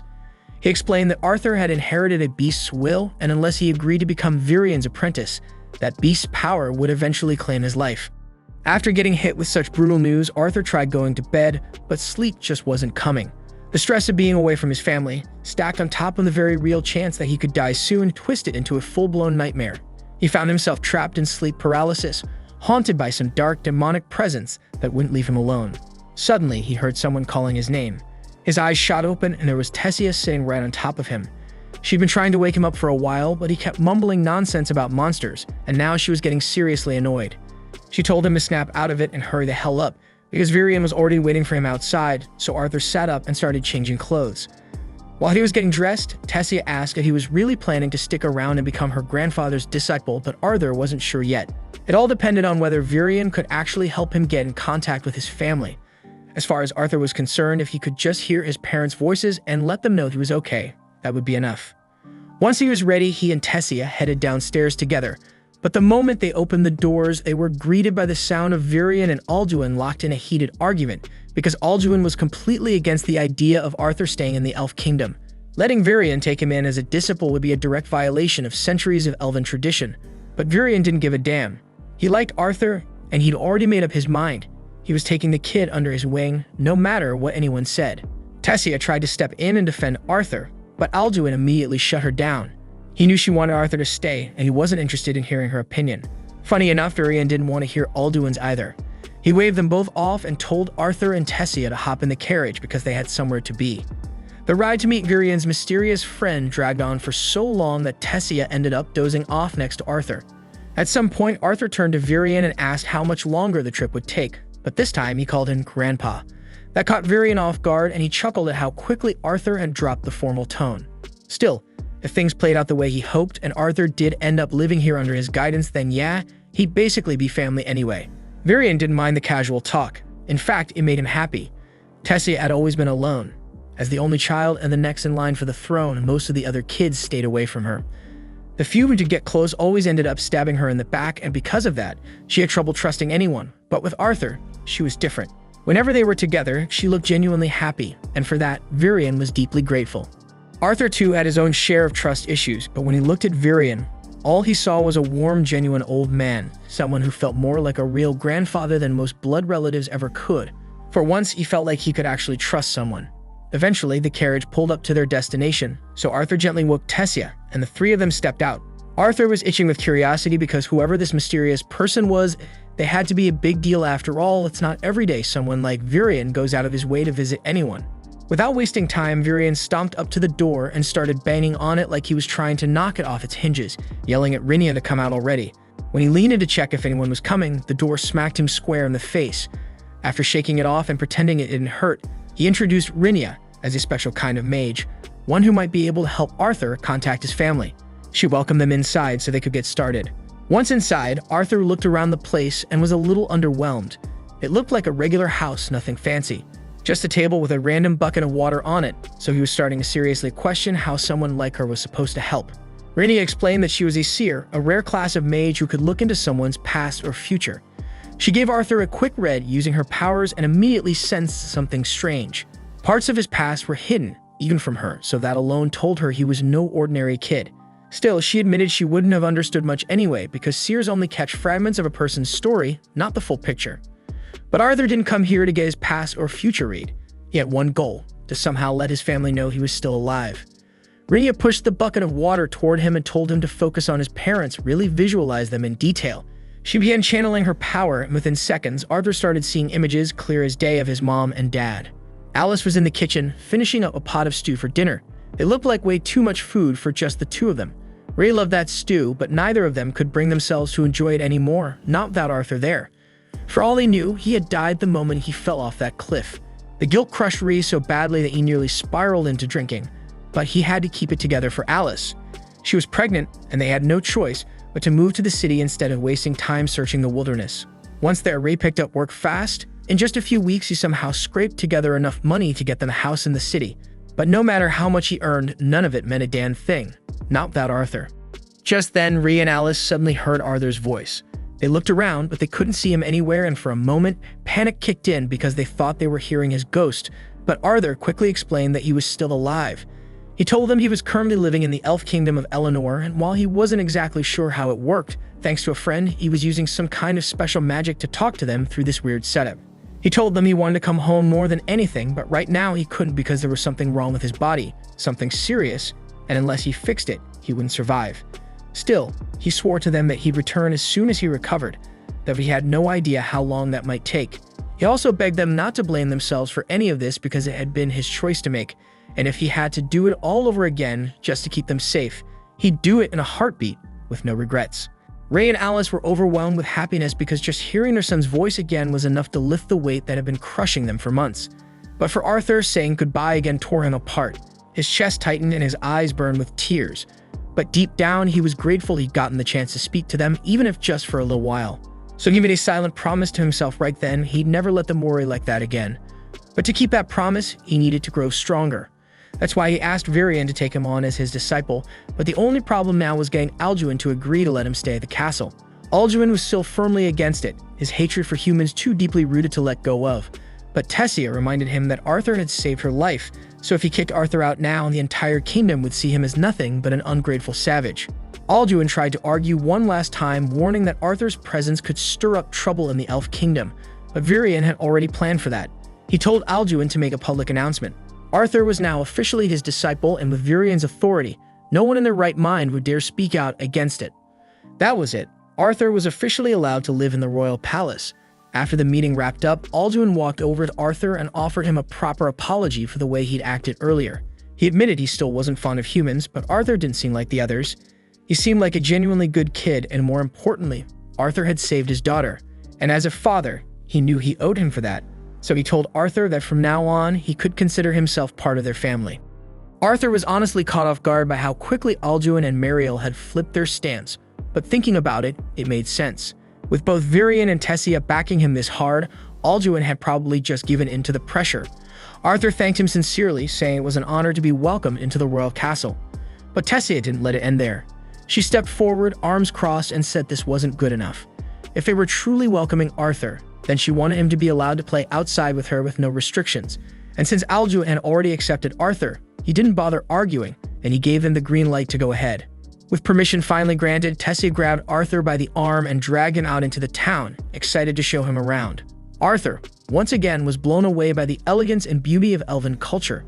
Tessia knew this part of town like the back of her hand, and she told Arthur there was a snack shop down the road that sold some of the best treats around. But it was crazy popular, so if they didn't hurry, everything would be sold out. She tugged his arm to get him moving faster, and Arthur followed along with a smile. But just as they were picking up speed, Arthur accidentally bumped into another kid on the street. It was a simple mistake and nothing major, but the kid immediately went off, yelling about Arthur's disgusting human germs getting all over him. Arthur had to stop himself from laughing. He was standing right there, and this little punk had the nerve to run his mouth like that, especially when he was well within punch range. Tessia stepped in and told Arthur to just let it go because it wasn't worth making a scene over something so small. Normally, Arthur would have listened. He would have taken the high road and walked away, but that the brat Ferrith took it a step further. He looked right at Tessia and said she shouldn't be hanging around trash like Arthur, and that she should be spending her time with someone worthy like him. Ferrith was clearly from some noble bloodline, and it was obvious he thought way too highly of himself. Arthur figured if the guy was going to act like a clown, then he might as well be treated like one. So he smiled, pretended to be impressed, and purposely mispronounced his name as Phoebich. Ferrith instantly lost it, so Arthur casually apologized, acting like it was a slip-up. He told him he'd make sure to show the proper respect next time they crossed paths, then turned to walk away with Tessia. But Ferrith wasn't letting it slide. Arrogant as he wasn't completely stupid. He knew damn well Arthur was mocking him, and he wasn't about to let that kind of disrespect go unpunished, so he challenged Arthur to a duel with his precious family honor on the line. Arthur stared at him in disbelief because he couldn't believe the guy was actually dumb enough to ask for a real fight. Tessia stepped forward, clearly annoyed, and told Ferrith that even if he was some big-shot noble, this had gone too far. Firith brushed it off, saying it was perfectly normal to challenge someone to a duel if they insulted your name. But Tessia reminds him that Arthur is now the student of Virion, and only a fool would willingly pick a fight with the apprentice of the most powerful man in the kingdom. Still, Firith was full of himself. He said there was no way he could lose to a human. Then he turned to Arthur and said that if he refused the duel, it would be a disgrace to Virion's name. Arthur is still trying to wrap his head around everything because back in his old world, a duel usually meant someone wasn't walking away alive. So watching some rich kid casually throw around challenge threats like it was recess just didn't compute. But judging by the smirks and chuckles coming from the adults nearby, duels around here clearly weren't death matches, just some flashy public sparring. Tessia turned to Arthur and asked if he was sure about this. Arthur nodded and he was fine with it.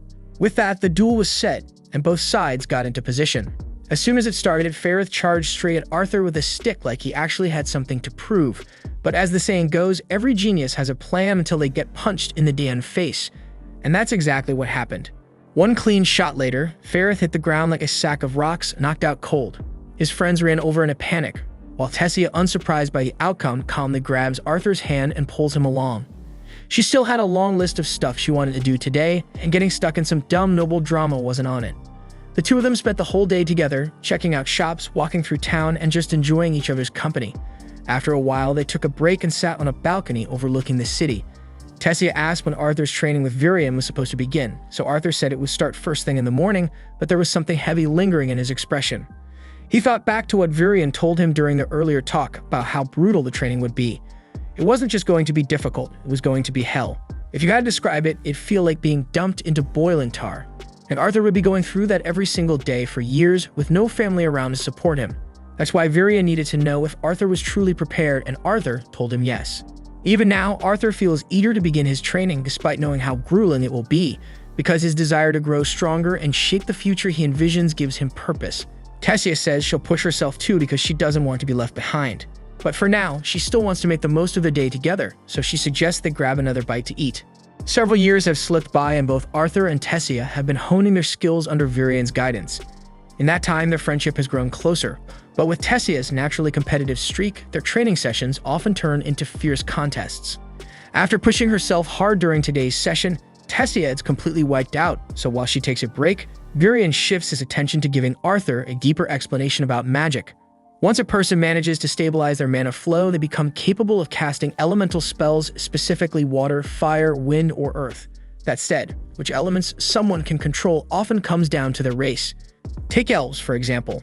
They're naturally in tune with wind spells and have strong compatibility with water and earth, but on the flip side, fire spells are a weak point for most elves. Dwarves, on the other hand, thrive when it comes to fire and earth manipulation but tend to struggle with water and wind. Meanwhile, humans are the wild card, technically able to learn all four elements, though each person's affinity will vary based on their training and natural leanings. Tessia wakes up and raises her hand and asks why Arthur hasn't been working on his mana core if it's supposedly that crucial. Virion replies that Arthur's body can't handle it just yet because he's carrying a beast will inside him, and although that grants serious power, it also messes with the bond between his body and mana core. That's what's been causing the tight pain in his chest, so he needs to reintegrate his core before he can start any proper mana training. Tessia teases him and says this technically means she's stronger than Arthur at the moment, and Arthur snaps back that of course she's stronger because she's using mana with every attack she throws. Among elves, being able to awaken mana before the age of 10 is considered a big deal, but Tessia managed to do it at 9, which is why she's been able to train beside Arthur for so long now. Anyway, since Arthur's physical training has come far enough, Virion tells him the next step is to awaken the beast will inside him. If it works, that pressure in his chest should vanish completely. Becoming a beast tamer is a major step, and Arthur thanks him before asking him to get started right away. Arthur sits down to begin the process while Tessia watches anxiously, unsure if this is really safe for him. Virion admits Arthur might feel a little discomfort, but insists it won't be anything extreme. However, the moment Virion begins the ritual to awaken the beast will, Arthur lets out a scream of agony. The energy blasting out of his body is so intense that it sends both Virion and Tessia flying backward. The awakening process technically worked, but the sheer strain it placed on Arthur's body caused him to black out instantly, leaving both Virion and Tessia anxious. They carried him back to the palace and laid him down so he could rest and recover. When Arthur finally opens his eyes, the first thing he sees is Virion sitting quietly beside the bed. Virion asks if he's feeling alright, and Arthur replies that he's doing okay. Varian then asks if there was anything unique about the beast will that might explain such a violent reaction, since what happened during the process was far from normal. Arthur originally planned to keep his encounter with Sylvia a secret, but at this point, hiding it wouldn't do any good. So he comes clean and tells Varian that the beast will was gifted to him by a dragon. Varian freezes, stunned by the answer, and though it sounds hard to believe, he can't ignore that the power radiating from Arthur's beast will feels exactly like dragon magic. He looks Arthur dead in the eye and warns him never to speak of this to anyone, because if news ever got out that he carried a dragon's will, it would draw all kinds of dangerous attention. With that warning out of the way, Varian informs Arthur that he's expected to return home in 4 months. This catches Arthur off guard since he thought he still had another 2 years before the next inter-race council meeting. But it turns out that cultural exchange was arranged recently, and in 4 months, the portals to Xaris City will open.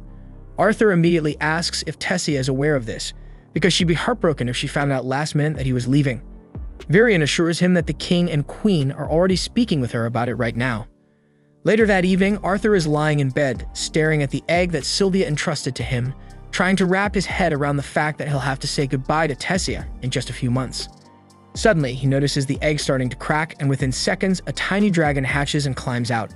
Arthur panics for a second, but the baby dragon looks more adorable than dangerous, so he gently lifts it. Then out of nowhere, the little thing chomps down on his arm. Arthur flinches and drops it, wincing in pain, but when he glances at his arm, instead of bite marks, there's a glowing crest forming. That mark links Arthur to the newborn dragon, allowing him to sense its thoughts, even if he can't completely interpret them yet. Since he'll be the one raising it, he decides to give her the name Sylvie, in honor of her mother Sylvia. Arthur drifts off again, but a few hours later, Tessia quietly slips into his room.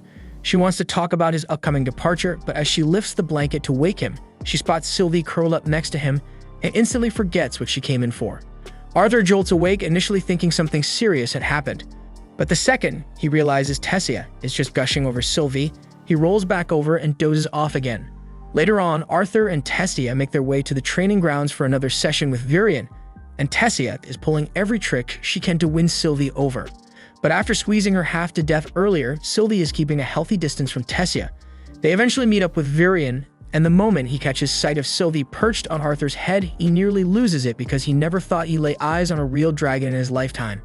While Tessia keeps trying to cuddle the little dragon, Arthur tells Varian that Sylvie hatched shortly after the beast will awakening the day before. He wonders aloud if keeping her close could cause issues, since people might start asking questions if they figure out what she really is, but Varian tells him not to worry.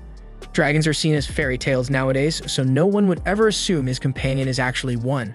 All Arthur needs to do is claim Sylvie is some rare creature with dragon-like features. Putting that aside, it's time to begin the day's training. Varian turns to Arthur and explains that now that he has awakened his beast will, he'll have to start strengthening both his mana core and beast core together. And the most effective way to train both is through live combat, so without another word, Varian begins to shift form. Once he finishes transforming, he tells Arthur that the training starts now. Arthur gets ready for a hit, but Varian just takes a single step and disappears. Arthur raises his guard, but he has zero idea where the attack will come from, and he can feel Varian is still nearby. But tracking him is completely impossible. His movement is unreal, and while Arthur would love to admire it, he'd rather not get completely wrecked for the sake of a demo. So he quickly throws his hands up in surrender. The moment he does, Varian materializes behind him. Arthur turns around and complains that fighting him is completely unfair. Varian could pull off a full 40-hit combo right then, and Arthur still wouldn't have seen it coming because Varian's beast will is tied to the Shadow Panther, allowing him to manipulate wind with such surgical precision that he can mute every sound his body makes. Varian's transformation is seriously impressive, but it's far from flawless because it drains a massive amount of his mana. Not that he planned to fight Arthur using that form anyway. He really just wanted to flex a little, and now that he's finished showing how strong a beastful can be, he conjures up a sword for Arthur so they can get to the real training. A few days roll by, and Arthur has been crushing it with mastering his beast will. That annoying pain in his chest hasn't come back, and his body's been trained to the point where he can now keep up with Varian's shadow mode. But outside of training, Arthur spent most of his free time hanging out with Tessia, like any normal kid. Later on, while Arthur and Tessia are out for another stroll, Arthur runs into Ferrith in the street. He doesn't recognize him at all, which ticks Ferrith off, and he demands a rematch. Obviously, that goes about how you'd expect, and a second later, Ferrith's on the ground while his buddies stand over him wondering how he got folded so fast. Arthur still doesn't remember who this guy is, so Tessia reminds him that Ferrith's the same brat who challenged him to a duel years ago. Arthur remembers that day being a blast, so he reaches out to help Ferrith up as a gesture of peace, and Ferrith accepts, since he's over trying to fight Arthur now. Arthur asks Ferrith if he and his crew are going to be part of the upcoming cultural exchange, and Ferrith proudly confirms that he was selected thanks to his amazing skill. But the truth is, all the noble kids were automatically chosen to go. If that's the case, Arthur wonders if Tessia will be attending too, but apparently not. Ferrith says the royals don't want to risk their delicate little princess getting snatched again, which is fair, but Tessia is not having it. She clocks Ferrith in the face and accidentally launches him, knocking him out cold. The whole thing looks terrible, so Arthur quickly grabs her and bolts before a crowd forms. Once they're far enough away, Arthur scolds her because royalty can't just go around smacking civilians for no reason. But let's be real, because he's not exactly one to talk about violence given the life he used to live. Tessia doesn't really get why he's so upset anyway, since she's pretty sure Ferrith is still breathing. But with Arthur yelling at her like her dad, she calls him an old geezer and storms off crying. That night, Tessia is still holed up in her room, wiping her tears. Wanting to cheer her up, Arthur quietly sneaks over to her window and asks if she wants to take a walk in the woods. Tessia agrees, and while they're strolling beneath the trees, she asks if this is really okay. Arthur reassures her that if they run into any troublemakers out here, they're more than strong enough to handle it or run. Besides, the view under the stars makes the risk worth it. Arthur glances at her and asks if she's starting to doze off, and while Tessia's barely holding it together, she insists she's totally awake. Arthur says she can knock out if she wants to, but she reminds him that this might be her last chance to hang out with him like this, so she's not going to waste it sleeping. Still, she's so tired she starts imagining creatures peeking from the trees, and Arthur can't help but tease her for still being scared of spooky stories at her age. Tessia claims she's not afraid of ghosts, she's just shivering from the cold, that's all, and she throws more logs into the fire to warm up. Then she asks Arthur to tell her more about the human kingdom to help keep her awake, but Arthur admits he doesn't really know much. He's never actually been there. Tessia tells him she wishes he'd just stay here forever, and Arthur says he'd love to, but if he did, he'd never get to see his family again. He wants to keep the conversation going, but by the time he looks over, Tessia is fast asleep. So he settles down too, letting the night wind down. The day of Arthur's departure finally arrives, but before he goes, Gurion gives him a parting gift. It's a special compass, one that can always guide Arthur back to the Elf Kingdom if he ever decides to return. Arthur thanks him, but then notices something strange, that Tessia isn't there. He asks around, but no one's seen her. It turns out she couldn't bring herself to watch him leave. The portal is open now, and Arthur steps toward it. But before he can go through, he hears someone shouting his name, and it's Tessia. She's sprinting down the road, trying to reach him, but she trips halfway there. Arthur rushes over, kneels beside her, and holds out his hand. As she takes it, she starts talking a mile a minute, telling him he better not do anything reckless while he's away or she'll never forgive him. Arthur knows she's scared for him, so he pulls her into one last hug and quietly tells her he's really going to miss her. The next day, Arthur arrives in Cyrus City and he finally reunites with his family, and to his surprise, finds out he has a little sister now. Her name's Eleanor, and apparently Alice and Ray have been telling her stories about him for years, so she's beyond excited to finally meet her big brother. They all head inside, and the moment they sit down, Alice starts asking if Arthur's really okay. The last time they spoke, he told them he was sick, so she's understandably worried and wants to know if he actually got better. Arthur assures her that he's fine now and there's nothing to stress about. But he knows they deserve answers, so he sits them down and tells them everything he's been through since the day they got separated. Of course, he leaves out the parts about meeting Sylvia and receiving her beast will. Instead, he focuses on how he met Tessia and the time he spent in the Elf Kingdom getting treatment for his condition. Alice still looks concerned and asks him again if he's really okay, because if his sickness ever comes back, there's no way they could help him in a place like this. Arthur tells her not to worry, it won't come back. But since he can't tell them the truth about the beast will, he makes something up, saying his illness was caused by awakening his mana core too early, which made it unstable. Lying to his parents isn't something Arthur feels good about, but until he's strong enough to handle whatever danger might come from the truth, it's safer this way. That's when Rhys spots Sylvie and asks Arthur where he found her. So Arthur plays it cool and lies again by saying that he found Sylvie in a mana beast's cave and decided to take her in as his pet. Eleanor, meanwhile, instantly takes a liking to Sylvie, and the two seem to hit it off. But still, Rhys isn't done with his questions, so he stands up and asks Arthur what stage his mana core is at now. Alice quickly scolds him for trying to challenge Arthur when he's just come home from such a long trip, but Rhys doesn't see the harm in sizing up how much his son has grown. Arthur doesn't mind the question, but before he answers, he wants to know how Ray can afford such a fancy place. Rhys laughs and explains that he works his ass hard as a security instructor at the Helsey auction house, and that his mana core has reached the dark orange stage. Arthur is genuinely impressed because orange is a pretty high-level core, and the mana core rankings go from black all the way to white, with lighter colors signifying more powerful cores.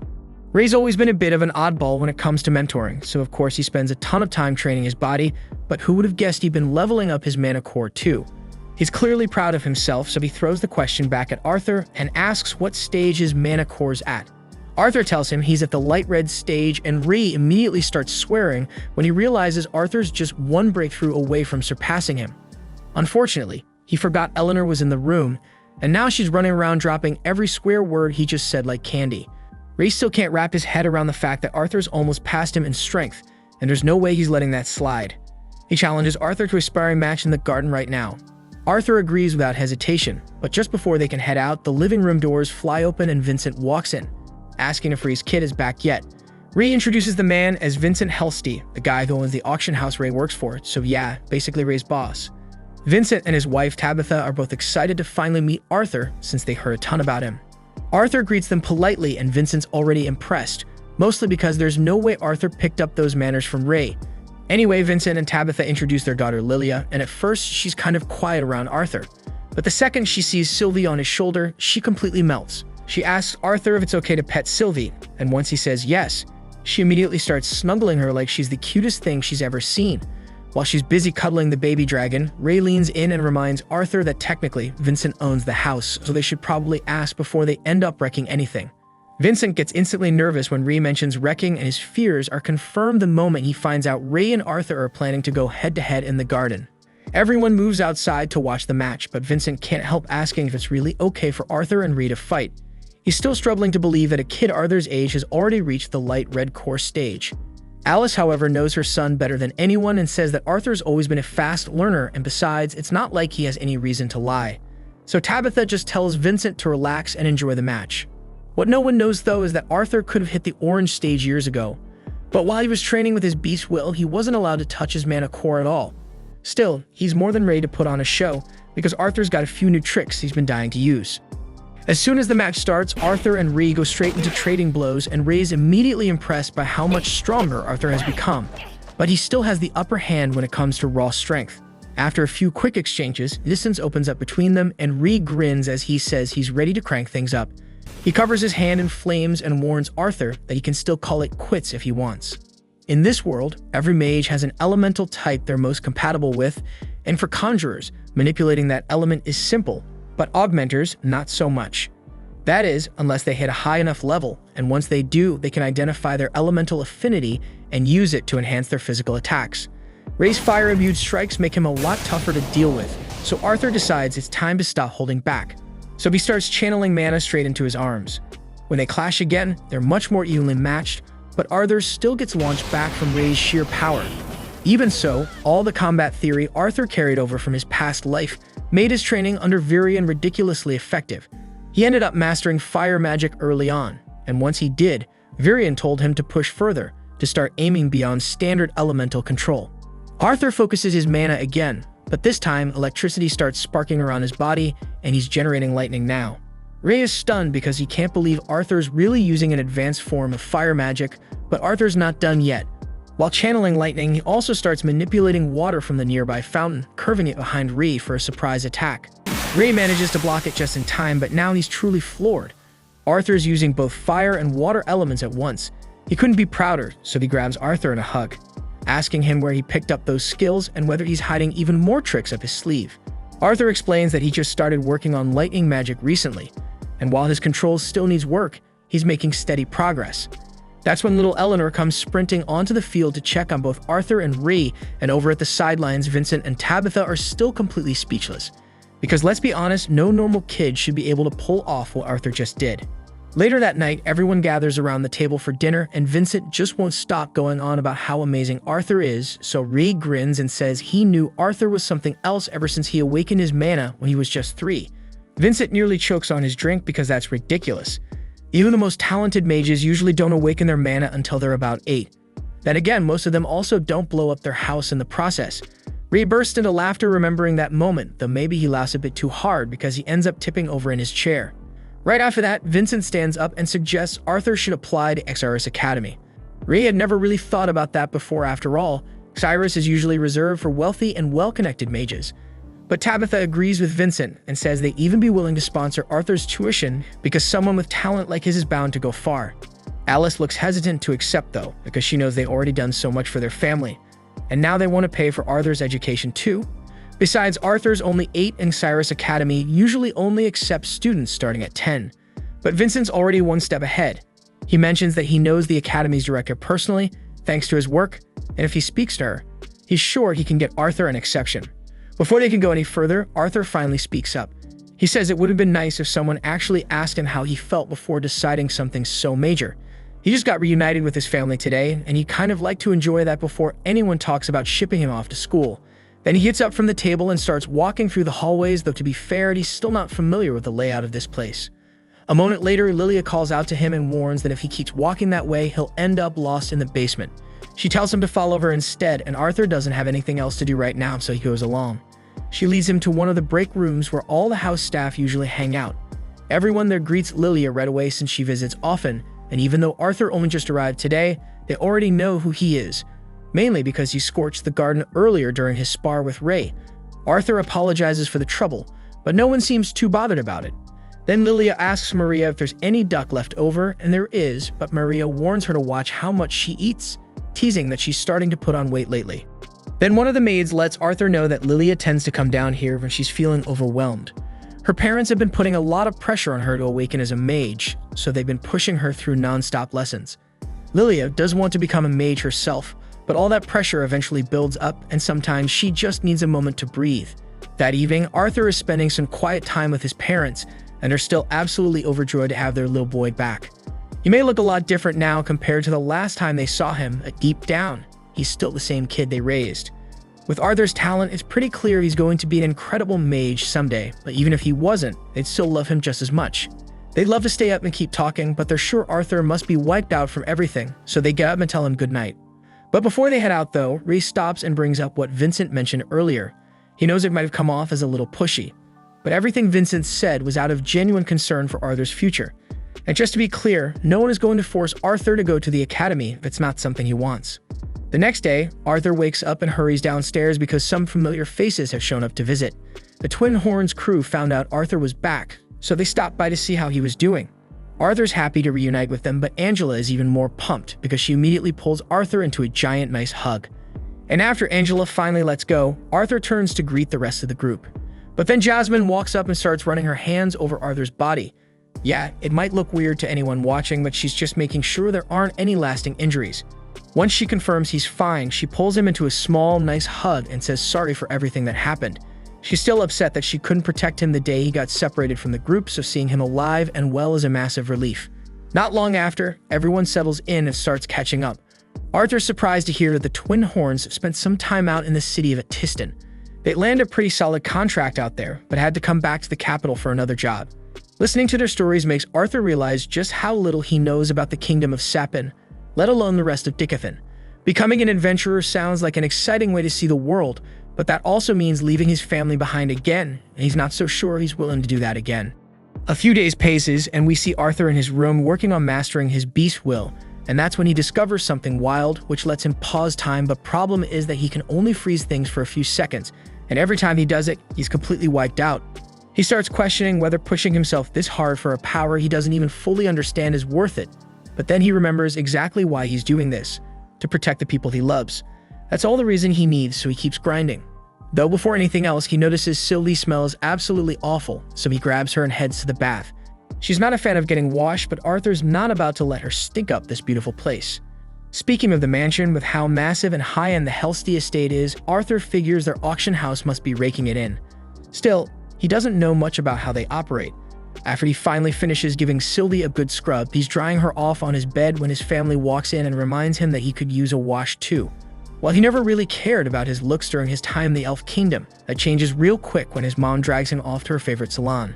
The hairdresser swears he'll make him look amazing, and honestly, he doesn't look much different afterward, just a bit of a trim, but everyone insists he looks way cooler now. Arthur's kind of puzzled why they're suddenly so invested in his looks, but then Tabitha explains she's planning to show him their auction house. Since it's such a high-profile place where even royals drop by, They couldn't have him walking in with a hairstyle that screams Jungle Boy. Since they're already in Cyrus City, she offers to show him around town, and Eleanor chimes in saying she wants to go too so she can spend more time with her big brother. Lilia feels a little left out because before Arthur came back, Eleanor used to hang out with her all the time. Still, she wants to be around Arthur too, so she doesn't make a big deal out of it. They all end up spending the day together, laughing and playing a game of ring toss near a statue. But out of nowhere, a bunch of guys suddenly toss a ring at his head and walk away like nothing happened. Arthur's left staring, completely thrown off, so he asks Lilia what that was about since those guys seem way too cocky. She tells him they're students from Cyrus Academy, and thanks to their uniforms, people around here treat them like they're nobility. Arthur's honestly disappointed because he thought he'd be able to avoid that kind of arrogance in town, but for now, he decides to just let it slide. Not long after, Arthur senses a strange energy coming from a nearby shop, so he heads over to check it out. His parents explain that it's a beast core store. Arthur is caught completely off guard because he didn't even know you could buy or sell beast cores. Back in the Elf Kingdom, that kind of thing just wasn't a thing, but apparently here in the human world, it's super normal. Tabitha goes on to explain that beast cores help boost a mage's power, and if one has a beast will inside, it could sell for up to 100 gold coins. Just to give an idea, that kind of money could keep Arthur's whole family living comfortably for over 2 centuries. She tells him their auction house will be offering some beast cores soon and says she could let him hold one if he's curious. Arthur thanks her, but he's not that interested because he's totally fine with the one he got from Sylvia. That's when Lilia suddenly pipes up and asks her mom if she can have one too, but Tabitha shuts it down instantly, because getting a beast core isn't some magic trick to make her awaken overnight, and besides, she says they're way too pricey for a kid like Lilia. Lilia keeps pushing, but Tabitha stands her ground and says that's the end of the conversation. Later, they stop by a small cafe for lunch, but Arthur can tell Lilia is still upset. From what was said earlier, it's clear Tabitha wants Lilia to take her time with awakening, but something's bugging Lilia because she seems like she's in a hurry for a reason.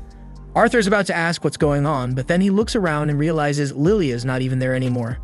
And even though she was sitting right next to her mom, Tabitha doesn't seem the least bit concerned when her daughter just wandered off down a shady alleyway.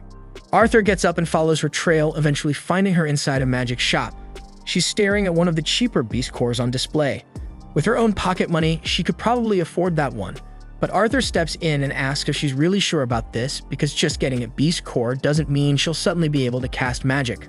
Lilia brushes him off, saying she won't know unless she tries, so she reaches for the core, but Arthur gently grabs her hand and tells her to wait because he doesn't think this is the right move. But Lilia doesn't want to hear it from him because as far as she's concerned, he'll never get what she's going through, not when he's always been gifted. Lilia quickly pulls away from Arthur, but in doing so, she accidentally bumps into someone behind her, and it just so happens to be one of the ex-Cyrus punks from before. She immediately apologizes, saying it was an accident, but the guys got way too much pride to let that slide.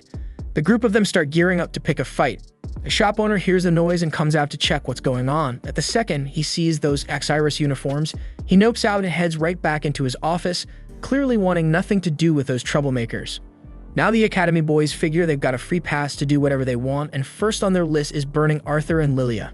Lilia immediately hides behind Arthur, and while Arthur would have liked to settle this without a scene, these guys clearly aren't the talk-it-out type. He gets ready to knock them down a peg, but right before anything can happen, Tabitha and Alice arrive and order everyone to drop their magic right now. The boys try to brush her off at first, asking who the hell she thinks she is. Even the shopkeeper runs out and begs Tabitha not to tick them off, saying they could level the store if they wanted. But Tabitha doesn't back down and makes it clear, if any one of them so much as lays a hand on the Helsty family's daughter, they're done. The moment they realize who Lilia is, they all start freaking out. The Helsty family is one of the Academy's biggest donors, so if the director hears about this, they're out for good. They scramble to leave, not daring to cause more problems, but one of them still manages to throw a final insult, calling Lilia a worthless, spoiled brat before storming off. Everyone heads back home, and when they get there, they explain everything to Vincent. He's stunned to hear that Arthur and Lilia almost ended up in a full-on fight with Academy students, but he's relieved Tabitha stepped in, because knowing Arthur, there's a good chance he would have gone too far and seriously hurt them. Lilia quietly apologizes for the mess, but Vincent tells her it's okay. She didn't do anything wrong, and with how much he's donated to the Academy, this won't hurt her chances of getting in. He even adds that Arthur doesn't have to worry either, but Lilia immediately takes it the wrong way, thinking that her dad wants Arthur to take her place instead. Her parents try to explain that's not what they meant, but she's so overwhelmed by her own doubts that she believes they see her as a disappointment. She yells that she hates both of them and takes off, leaving everyone completely stunned. After a few hours, when it's time for dinner, Arthur heads up to get Lilia, but her room's empty. When she was little, Vincent would always share stories about the academy, so Lilia had been looking forward to it for as long as she could remember. That excitement eventually turned into impatience, but she couldn't apply until her mana awakened, and it's been taking longer than anyone expected. Her parents kept telling her not to stress over it, but once she saw Arthur mastering magic at such a young age, she couldn't help but feel like she was falling behind. Arthur finally tracks her down in the staff break room, sitting quietly. He wants to say something that'll lift her up, but the last thing he wants is to sound condescending, so for a second, he hesitates. But before he even says a word, Lilia beats him to it and apologizes for being jealous. After he showed off his power, her dad started giving him all this attention, and even though she doesn't blame him, it still hurts because she feels like she's the problem, like she's the one who fell short. Arthur gets it because he knows exactly what it's like to wrestle with that kind of doubt, so he grabs her cheeks and tells her straight up that she's not a disappointment. He's seen how hard she's been working, and he knows her parents see it too. They're proud of her, and some overpowered freak like him isn't going to change that. Lilia lets out a laugh, realizing how ridiculous she's been acting. Her dad just wants her to become a mage so she can be happy. That's why he's been pouring money into making sure she gets into the academy. She gets that her parents don't want her to burn herself out, but the more Vincent does for her behind the scenes, the more it makes her look like some pampered rich kid in everyone else's eyes. Arthur gets where she's coming from, so he offers to help. He asks her if she really wants to use magic, because if she does, he knows a way to speed things up. Later that evening, Arthur tells Lilia's parents that she's left the house and they're caught off guard. They immediately ask what happened, so Arthur explains that he sent her off to train to help her awaken her magic. And just in case they're worried, he assures them that the people she's with are trustworthy and kind. Still, Vincent and Tabitha demand to know why he'd do something like that without talking to them first. Arthur says it wasn't his decision alone, Lilia wanted it that way.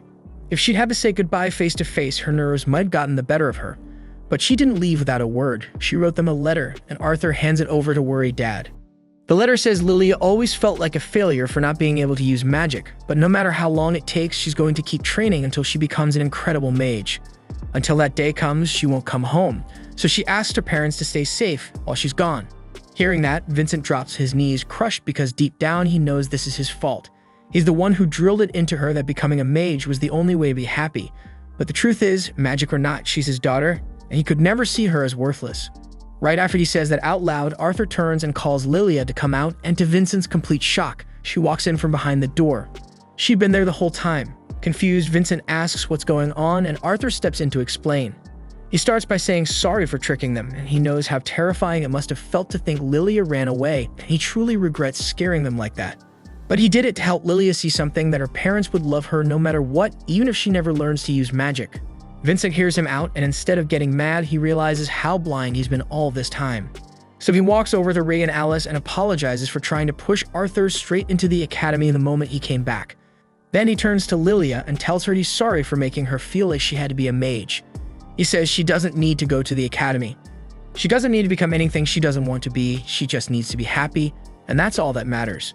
Lilia is grateful, but she explains that she still wants to enroll. Even if it takes a couple more years for her mana to awaken, she wants to get there on her own terms. She wants to become a mage, not just for herself, but to use her powers to help others feel joy. Arthur hears that, and if that's what she really wants, he promises to help her awaken her mana. Since he's doing it for Lilia, Arthur figures he might as well help Eleanor too. So the two of them sit in the middle of the room ready to start. He tells them to take a few deep breaths, hold, and slowly breathe out with their eyes closed just to try and feel the mana inside them. Eleanor locks onto hers almost instantly, but Lilia is struggling to find hers. She starts doubting herself, wondering if maybe she just doesn't have what it takes, but Arthur tells her to keep going.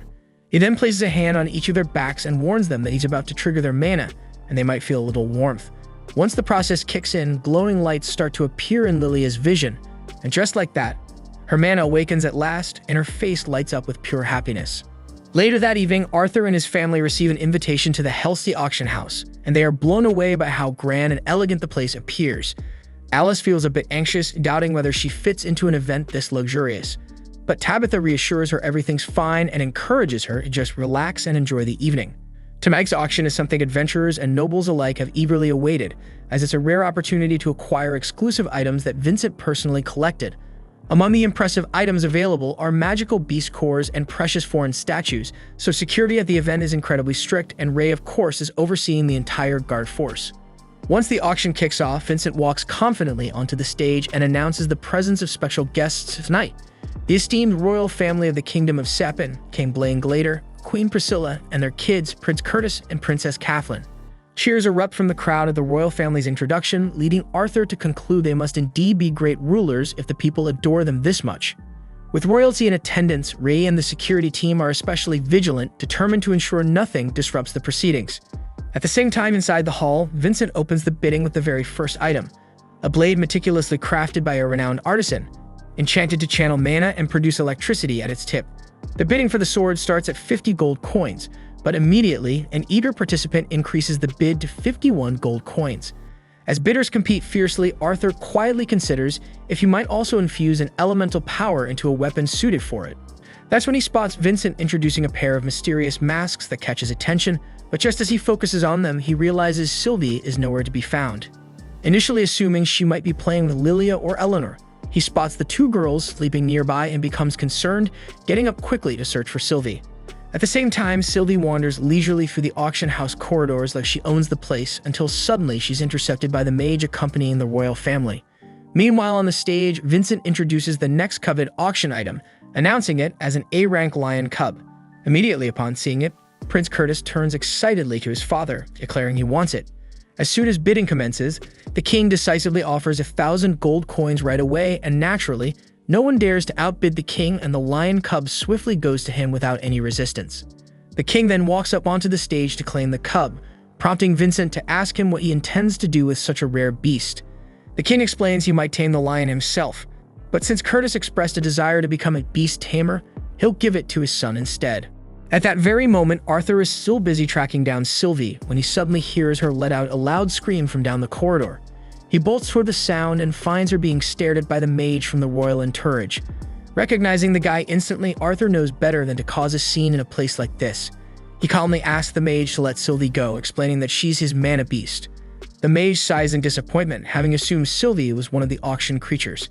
Sylvie then rushes over to Arthur, and as he starts to walk away, the mage calls out that he's still interested in her. He says he's been wanting to get his hands on a mana beast for some time now and demands that Arthur gives Sylvie to him. Arthur gives him a look like he's lost his damn mind and asks what makes him think that would ever happen. But instead of dropping it, the mage throws a fire spell right at Arthur, clearly trying to intimidate him, and announces that it's a direct order from a royal court mage. But Arthur doesn't flinch, simply turning to walk away. That only pisses the mage off more, so he threatens Arthur's parents next, and while Arthur can put up with threats directed at himself, bringing his family into it is something he won't tolerate, so he turns back slowly and dares him to repeat it. But in that moment, as Arthur releases an overwhelming surge of killing intent, he forgets one crucial thing. They're still inside Vincent's auction house. The sheer pressure of his aura explodes outward, and every window in the building shatters on the spot. Those with mana like the king manage to endure it, but anyone without, including Vincent, collapses from the pressure. The king rushes to check on Vincent while the royal guards quickly form a protective circle around him, believing an assassin must be nearby. The king tells them to focus on crowd safety and finding whoever's responsible. Arthur finally realizes the magnitude of what he just did. While he may have succeeded in scaring the royal mage half to death, he's now stirred up a massive storm.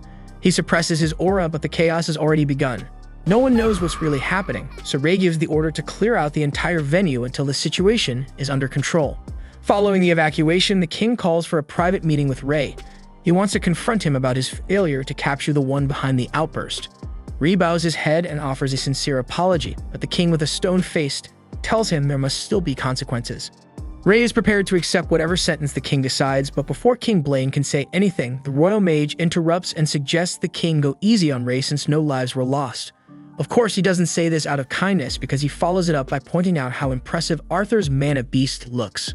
That's when the king introduces the guy as Sebastian, a mage tasked with protecting the royal family. Apparently, Sebastian has saved the king's life more times than anyone can count, so he holds the guy in high regard. Now that Sebastian has expressed interest in Arthur's beast, the king turns to Ray and asks if he'd consider handing Sylvie over as a gesture of thanks for Sebastian's leniency. Arthur is about to object, but Alice quickly stops him because interrupting a royal is no small offense. Ray then replies respectfully, saying he can't comply with the king's request because Arthur bonded with Sylvie on his own, so that bond isn't his to sever. So the king directs the same request to Arthur himself, asking whether he'd be willing to part with Sylvie and give her to Sebastian. Arthur gives a firm but polite no because nothing in the world could replace Sylvie. Trying a different approach, the king then offers to trade the world lion cub he just bought at the auction. He argues that although Sylvie is clearly rare, a lion of that caliber should be worth even more. But Arthur refuses again, stating that Sylvie isn't something he'd ever trade, sell, or give away no matter what was offered. Now the king's tone begins to shift, his patience wearing thin. He reminds Arthur that he's already asked him twice, and a monarch shouldn't have to repeat a request more than once. For the third and final time, the king insists that Arthur surrender his mana beast. But at this point, Arthur has had enough of this shit, so he stands up and calmly asks the king if he would be willing to sell his own children. The room goes silent. The king is so stunned he's completely speechless, and Arthur presses further. He points out that he's declined the request 3 times, and yet the king refuses to acknowledge that some bonds are beyond price, so he wants to know how the king would react if someone tried to buy one of his kids. The royal guards don't take kindly to the remark and rush in to subdue Arthur for his insolence. But Arthur takes both of them out with a single punch each effortlessly. Sebastian watches the scene unfold and calls the knights pathetic, disgusted that they failed to handle one boy. Still determined to get Sylvie, he casts a deadly fire spell with the intent of killing Arthur on the spot, but Arthur activates his static world technique, and in an instant, time grinds to a halt for everyone besides Sebastian. Sebastian looks around in shock, trying to figure out why everyone suddenly froze, but Arthur calmly explains that nobody can hear a thing he's saying right now. Then Arthur begins slowly walking toward him. Sebastian tries to warn him off, claiming Arthur doesn't stand a chance against a royal mage, but Arthur answers that by snapping Sebastian's leg without a word. Sebastian cries out for help, but Arthur tells him nobody's coming, so he better listen carefully while he still has working ears. Arthur leans in and warns him to stay in his lane and think twice before threatening the wrong person, because next time it won't end with just a broken leg. A few seconds later, the static world effect wears off. Time resumes like nothing happened, and Arthur immediately blacks out from the strain. Sometime later, Arthur wakes up in his bed, his head pounding like hell, but at least he's not chained up in a cell. He realizes that using static world might have been a little too much. He really did manage to freeze time briefly, but the backlash hit his body like a truck. Just then, Alice enters the room to check on him, and she's visibly relieved to see him conscious again. Arthur asks her what happened after he passed out, and Alice tells him at the moment he collapsed, everyone panicked. She rushed to help and started treating him right away, but even then, it took a while before he finally stabilized. Now that he's up and talking again, Alice asks if he wants to tag along with her for a shopping trip. Arthur figures a little walk might do him good, so he agrees. While they're out, Arthur notices a hairpin that would suit Eleanor perfectly, but he still doesn't have any money on him. Alice sees this and buys it for him, telling Arthur he can give it to Eleanor as a gift when the time's right. She even offers to buy him something too, but Arthur hesitates and asks if it's really okay to be spending so much, especially if Ree might have lost his position after the auction house incident. But Alice reassures him that there's no need to stress over that because she has a job too. Arthur's surprised because he had no clue she worked, but apparently Alice creates luxury goods and they're a hit among nobles.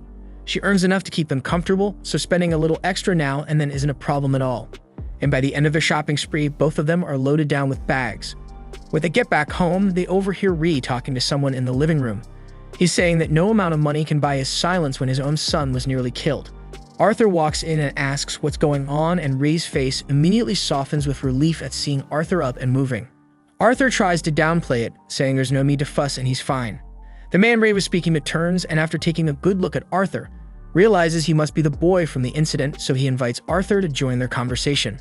The royal envoy then hands over a pouch of gold to Ray and Arthur, explaining that it's a small gesture of apology from the king for the minor incident yesterday. Arthur isn't exactly sure how getting attacked by 2 knights and a royal mage counts as minor, but he chooses to be civil and thanks the messenger for making the trip out to deliver it personally. The envoy is glad to see Arthur handling things so maturely, and he reassures him that the 2 guards who attacked him have already been dismissed. After all, the king would never condone harming a child over something as small as declining a request. Ree, on the other hand, doesn't think getting fired is anywhere close to a fitting punishment for the knights who tried to massacre his son. But the envoy quickly reminds him that Arthur did speak out of turn to the king, and besides, the king had the grace to overlook Ree's failure to protect the auction house, so Ree shouldn't be too bitter about a little mercy shown to the guards. Ree's about to argue again, but Arthur jumps in before he can and says there's no point getting worked up. He admits he was the one who mouthed off to royalty, and in the end, he walked away without any serious injuries, so it's not a big deal to him. Still, on the topic of injuries, Arthur brings up Sebastian and asks how he's doing after that broken leg.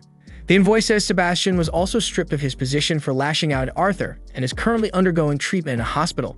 He keeps claiming Arthur was the one who broke his leg, but that sounds ridiculous, considering no one actually saw Arthur lay a finger on him, and the entire room had eyes on him the whole time.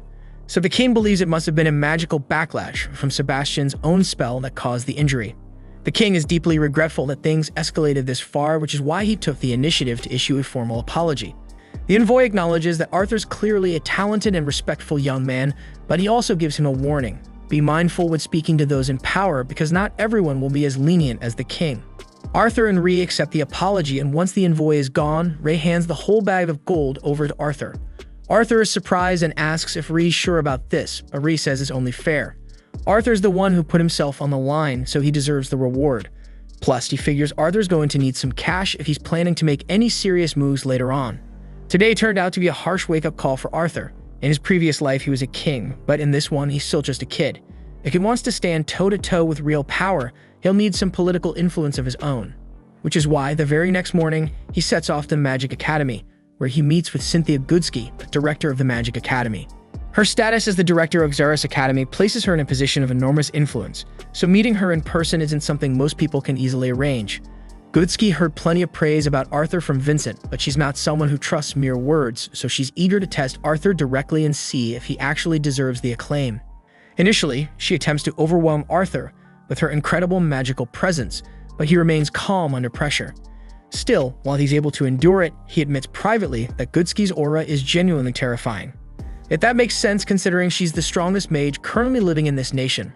Arthur decides to demonstrate his true strength clearly enough to convince her that Vincent wasn't simply exaggerating his skills. First, he creates a swirling barrier of wind around himself, and while maintaining that, he simultaneously lifts several stones with earth magic. He then propels these stones forward using wind magic, firing them straight at Goodsky, but she casually deflects the assault with one simple gesture. Next, Arthur conjures several fiery throwing knives behind Goodsky, but before any of them can reach her, she counters effortlessly by dispersing them with a gust of wind. Arthur can barely believe she's handling everything he's thrown her way without breaking a sweat, so frustration gets the best of him, and he rushes forward ready to punch. But before he even reaches striking distance, Goodsky repels him instantly with a gust barrier. Arthur goes sprawling onto the floor, and it quickly becomes obvious that, as things stand, he isn't nearly strong enough to defeat Goodsky. Yet losing this fight doesn't mean Goodsky is disappointed with how he performed. She praises his incredible potential, but points out he has a habit of being overconfident in his skills, leading him to assume he could overwhelm her easily. And now, as one final demonstration of her true strength, Goodsky says Arthur's last challenge is to see whether he can remain awake after taking her next spell. Raising her hands above her head, she releases a powerful blast of sound magic aimed directly at Arthur. This sonic attack is intense enough to shatter nearby boulders, and it nearly destroys Arthur's hearing as well, but he manages to withstand it and stays upright until Goodsky finishes. She finds herself thoroughly impressed by Arthur's determination, which makes her all the more eager to accept him as her apprentice. But Arthur mentions a few requirements he once clearly understood first. His entire reason for meeting Goodsky is because she holds power and resources he requires, and everything he's doing is solely to ensure the safety of his friends and family. He makes it clear that if Goodsky guarantees to help protect his loved ones, he'll gladly join the academy and officially study under her guidance. Goodsky is honestly stunned by how bold Arthur is, since the whole arrangement seems totally one-sided in his favor, but Arthur figures he's worth the trade. And really, Goodsky can't say he's wrong because students like him don't show up often. She's just about to accept his conditions when Arthur tosses in one more. He lets her know he's only enrolling once he hits the minimum age, since he wants to study alongside people his own age. Goodsky questions that, pointing out he'd be pushing his enrollment back by a full 3 years. But Arthur insists that it's his life, and he wants to make the most of it. His plan is to travel the continent and live as an adventurer first. It's clear to Goodsky that Arthur has already made up his mind, so arguing isn't going to change anything. She asks if he's even mentioned this plan to his family yet, and he admits he still needs to talk to them. So Goodsky tells him that if he can get his parents to agree, then she'll approve all his conditions. But the moment Arthur returns home and shares his plan to become an adventurer, Alice shuts it down immediately and says no without a second thought. Rei tries to reason with her and at least hear Arthur out, but Alice isn't having it. Arthur just got back after being gone for years, and she has no intention of letting him leave again. Trying to find middle ground, Rei asks if she'd feel better about it if Arthur had a guardian tagging along during his travels, but Alice still won't budge. That's when Arthur finally steps forward and promises Alice that it won't be like last time. He says this isn't some long-term goodbye, he's only going on trips where he'll be able to return home every few months. That eases Alice's anxiety a bit, and besides, Arthur isn't leaving immediately either. He wants to stay home for another month or two first to relax and spend more time with them. Still, he needs to explore more of Dicathan, because there's so much out there he hasn't figured out yet, and training nonstop by himself would just get stale, so he wants real battles to put his skills to the test. Alice isn't totally against the idea of Arthur going off to be an adventurer anymore, but she's still nervous, so she asks him to promise that he won't hide anything from her. Arthur agrees to be upfront with her, but deep down he knows there are plenty of secrets he'll have to keep from his family. On another note, Ray still thinks it'd be smart for Arthur to have someone watching his back since adventuring is no joke. So he goes to reach out to his old friends to see if anyone can step in. He doesn't really have much money to offer, but he promises to pay them back however he can. Even so, the twin horns don't care about that. They say he doesn't need to worry about paying them because they're friends and they're happy to help Arthur however they can. But even with all that, Adam immediately says he's out because babysitting isn't his thing, and he's worried that if they end up clashing, Arthur might get annoyed enough to kill him in his sleep. The others kinda laugh, but they agree that with how irritating Adam can be, that's not exactly far-fetched. Right then, Jasmine speaks up and volunteers. Everyone's caught off guard since they all know she hates bodyguard gigs even more than Adam does. But Jasmine says if it's for Arthur, she's okay with it, and Ree really appreciates her stepping up, so the job's officially hers. She's an augmenter like Arthur, recently hit the light orange rank, and she already gets along with him, so she's probably the best choice for something like this. Now that the Guardian situation's taken care of, Arthur asks Ree if he can stop by the auction house since he still needs a sword for the adventurer exam. Ree doesn't mind and sends a request over to Vincent to set things up. The following day, Arthur meets up with Vincent and explains that he needs a weapon for the admissions trial. Vincent tells him to take his time and look through whatever he wants. There's a massive variety in stock, so going through all the swords is going to take a while. By the time dinner rolls around, Arthur still hasn't come back. Alice is starting to get anxious and thinks about going to look for him, but Ree tells her that picking the right sword takes time, so it's better to just wait and let Arthur handle it. At the same time, Arthur is still stuck, overwhelmed by all the choices in front of him. He's gone through hundreds of swords already, and not a single one has caught his eye. Since most fighters around here are augmenters, the collection is stacked with bulky two-handers or oversized one-handed swords. But with Arthur's smaller frame, none of those are even practical. He even gives other types of weapons a shot, but nothing seems to click. That's when Sylvie tugs at him, pointing his attention toward a random stick lying on the ground. Arthur doesn't understand what's so special about it, but he humors her and picks it up, only to notice right away that it's way heavier than it looks. The balance feels completely off too, like it's hiding a blade inside. Curious, Arthur gives the handle a tug, and after channeling a little mana into it, glowing runes flash in his vision. Suddenly, the sword unsheathes. He's never seen anything quite like this before, so he gives it a few test swings. It's too heavy for him to swing comfortably, but even so, the blade's quality is insane, and he slices clean through a barrel, like it's nothing. While he's still messing around with it, the sword gives him a little shock and he drops it by accident. But when he picks it back up, something's different. The balance is perfect now, and its shape feels like it was custom-made for him. Arthur's a bit thrown by how the weapon just adjusted to him like that. Back when he was King Gray, he handled countless legendary swords, but none that ever adapted to him so precisely. He tries another swing, this time at his second barrel, and it shatters in one clean strike. Just then, Vincent, Ray, and Jameson show up since Arthur's been gone way too long and dinner's getting cold. They ask if he's finally picked a sword, but Arthur isn't ready to show this one off because he's worried Vincent might realize how rare it is and try to take it back. So instead, he snatches some random blade off the rack and says he'll go with this one. Ray gives it a try, and while he can tell it's totally average, if Arthur's fine with it, then Vincent says it's his to keep. Right then, Vincent spots the stick strapped to Arthur's side and asks him about it, but Arthur brushes it off with a casual excuse, claiming it's just some random stick he found lying around and thought he'd use for light practice, since it's of course not a sword. Vincent doesn't even recall ever owning something like that, so he turns to Jameson and tells him to check the warehouse inventory and see where it came from. Jameson replies that some old guy once chucked it at him while muttering something weird about how nobody was worthy of using it. From the outside, it just looked like a reinforced staff, and even after consulting several experts, they all agree it was nothing more than a plain stick. Still, Jameson thought it looked pretty cool and decided to stash it away. Arthur then politely asks if he can keep it, and since Vincent has no use for it anyway, he lets Arthur take it without a fuss. In the weeks that follow, Arthur enjoys spending time with his loved ones while getting ready for his journey.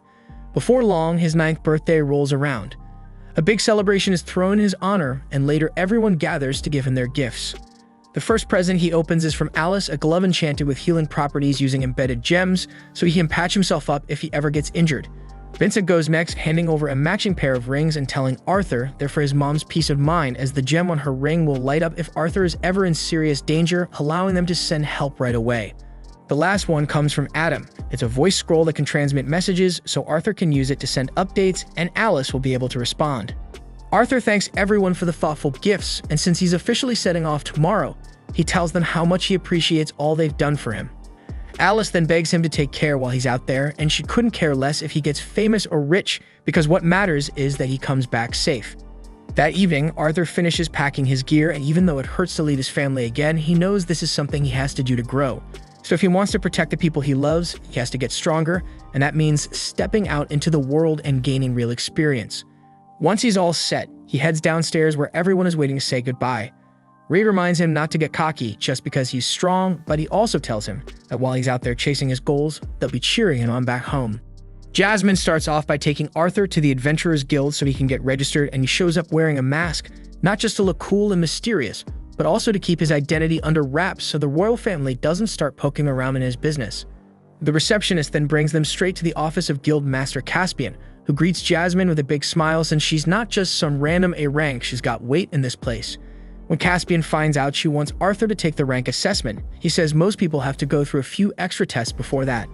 Then he leans in close to Jasmine and whispers that since she's from a noble family, and he's on good terms with her dad, he'll bend the rules and let her partner skip straight to the exam.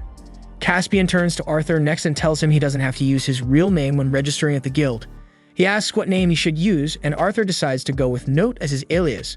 The moment Arthur shakes his hand, he immediately picks up on how strong Caspian actually is, way stronger than he looks, especially for someone with that soft appearance. After that, Caspian walks them to the battle arena, which also doubles as the test site. Inside, a young magician is already mid-test, and she ends up getting a C rank. She clearly has good firepower, but her defense is lacking. Jasmine comments that the girl probably has strong potential anyway, since pulling off a C rank at her age isn't exactly easy. Then the next guy steps up, but he doesn't even have to spar, he just walks up and gets handed a B rank on the spot, and the whole crowd's left speechless. Arthur glances at Jasmine and asks what just happened, but even she has no clue. After that, some arrogant kid named Lucas steps up, demanding that the examiners skip his match and just hand over the A rank already. The examiner tells him he's not exactly wrong, his mana core is already at light orange stage, and he's only 11. That stuns everyone, but Arthur gets a better look and realizes Lucas is actually an elf. Once the test starts, Lucas summons a fire beast and sends it straight at the examiner, who quickly locks it inside a rock pyramid. Lucas jumps right on top of it and slams his staff down, triggering a big spell that sends fireballs raining over the whole arena before the fight's even fully underway. But then things go sideways, the giant fireball floating overhead loses control and looks like it's about to blow everything up. The examiner immediately jumps in, stirs up a thick dust cloud, and manages to protect Lucas while snuffing out the runaway spell in one smooth move. As the smoke clears out, the examiner tells Lucas he did pretty well, but the kid's still running high on adrenaline and suddenly lashes a fireball out at her without warning. Luckily, Arthur steps in and blocks the hit by chucking his sword across the field, and that sends Lucas into a tantrum. He yells that the match should be redone because someone interfered, but the referee shuts that down fast and says it was already finished. The main examiner then tells Lucas that while his power and potential are impressive, he's got no sense whatsoever, so she's sticking him with a D rank. Lucas looks like he just got slapped. He starts yelling that he's going to report this to his dad, but she just floats him away with earth magic like a misbehaving toddler. After all that drama, it's finally Arthur's turn. As he steps into the arena, a heavy, intimidating energy starts pouring out of him. The referee instantly gets on guard because he wasn't expecting this level of presence from a newbie. But then Caspian steps in, telling the referee to back off because he's going to handle this one himself. The referee protests, saying a double a ranker like him shouldn't be testing rookies, but Caspian just shrugs it off, saying he's doing this as a favor for Jasmine. Arthur gets into position while Caspian draws his sword, realizing that this guy is probably the strongest fighter in the whole city, and this isn't just some entry-level spar. But that just gets Arthur more pumped, and he charges forward to prove himself. Arthur lights up his blade with fire magic and goes at Caspian, who blocks without breaking a sweat. They start going back and forth, exchanging fast strikes. Caspian notices Arthur's movements are a little rough, like his skills are ahead of what his body can actually keep up with. Arthur suddenly spots an opening and tries to go in for the strike, but Caspian disappears from in front of him and reappears behind, forcing Arthur to back off. Arthur kicks things up with a fire-boosted dash and attacks again, but Caspian responds with a gust of wind magic that shoves him away, warning him not to let his confidence get the better of him. In the end, Arthur passes and is officially ranked as a B-rank adventurer, walking out with his license in hand. But at that exact moment, the higher-ups in the guild corner Caspian because they pissed that more than 2 kids walked out with B ranks in one day. Caspian reminds them that about 6 months ago, the ban on elves and dwarves becoming adventurers was lifted. That seems to explain a lot, and the top brass finally gets it. Almost every kid who got B rank today has either elven or dwarven blood in them. Lucas, for example, is a half-elf from a family known for pulling all kinds of stunts to raise powerhouse mages. The geek who didn't even take the test turns out to be human, but he grew up in the Dwarven Kingdom and had some serious high-up connections, which is why even Caspian couldn't step in to evaluate him. The guild officials are worried about what kind of backlash that could bring, but one of the knights is more curious about Arthur.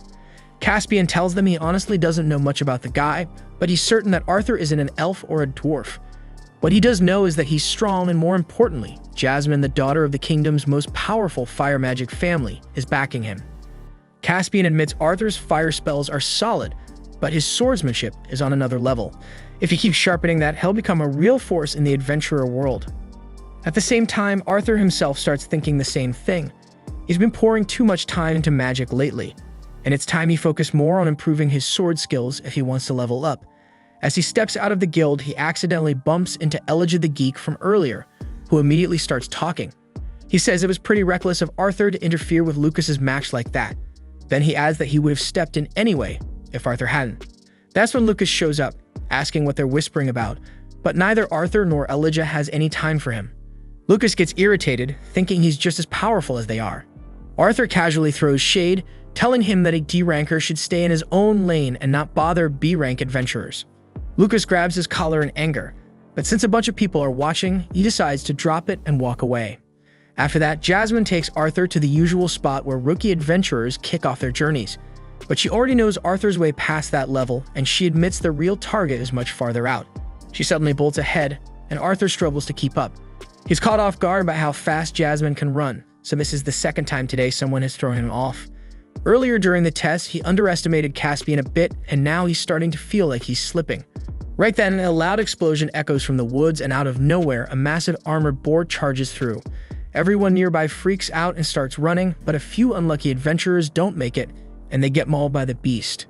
Jasmine tells Arthur they need to retreat, explaining that this kind of monster isn't even supposed to exist in this region. Just a bit further down the path, they come across a wounded group of merchants lying beside a busted-up cage.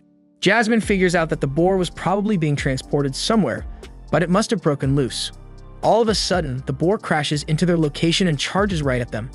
Arthur and Jasmine avoid the attack, but then the beast whips out its long tongue like a spear. They avoid that too, and Jasmine rushes in to counter, landing a hit that barely leaves a scratch. Then out of nowhere, the boar charges the tree she's leaning against, and she has to jump away without even getting a chance to steady herself. So Arthur quickly uses wind magic to close the gap and pull her out of danger just in time. At the same time, the boar sets its sights on the wounded adventurers nearby, and Jasmine jumps in to shield them. Arthur wants to help right away, but something inside tells him not to rush in and to handle this the right way. He forces himself to stay calm, waiting for the right moment. Just as the boar charges at Jasmine again, ignoring everything else around it, Arthur bolts forward using wind magic. He coats his blade in fire, drives it into the boar's body to stop it cold, and then follows up with a flurry of hard-hitting strikes until it finally goes down. Later on, while the adventurers haul the boar's corpse away, Jasmine scolds Arthur for acting too calm during the fight, and he doesn't even get why she's upset this time. That night, while they're camped out by the fire, Jasmine finally opens up and says she became an adventurer to escape her home. Her family's full of famous fire mages, and they're all super proud of that legacy. She awakened her mana core before any of her siblings, and her parents thought she was going to be the best of them. But when it turned out she couldn't use fire magic, they branded her a failure, a shame to the family, and that crushed her. Arthur's pissed the moment she says that, telling her that no element is better than another, and it's all about how you use it. Jasmine laughs when she sees how fired up he gets and says she never thought he'd lose his temper over something like this. Arthur's a little flustered, but the truth is, in his past life, people used to call him worthless too. He just worked his ass off to prove him wrong. Then Jasmine tells him that she used to charge into fights without thinking too, just like he did today. but back then, her teammates chewed her out for it. They taught her to rely on others more to fight as a team, and they helped her grow into someone better. After that, Jasmine dozes off while Arthur stays up to keep watch. He starts thinking about whether he can really change too. He thinks about all the people in his life he wants to protect and promises himself that he'll do whatever it takes, change as much as he needs to make sure he can keep them secure. This was the final episode. Subscribe for more anime recaps.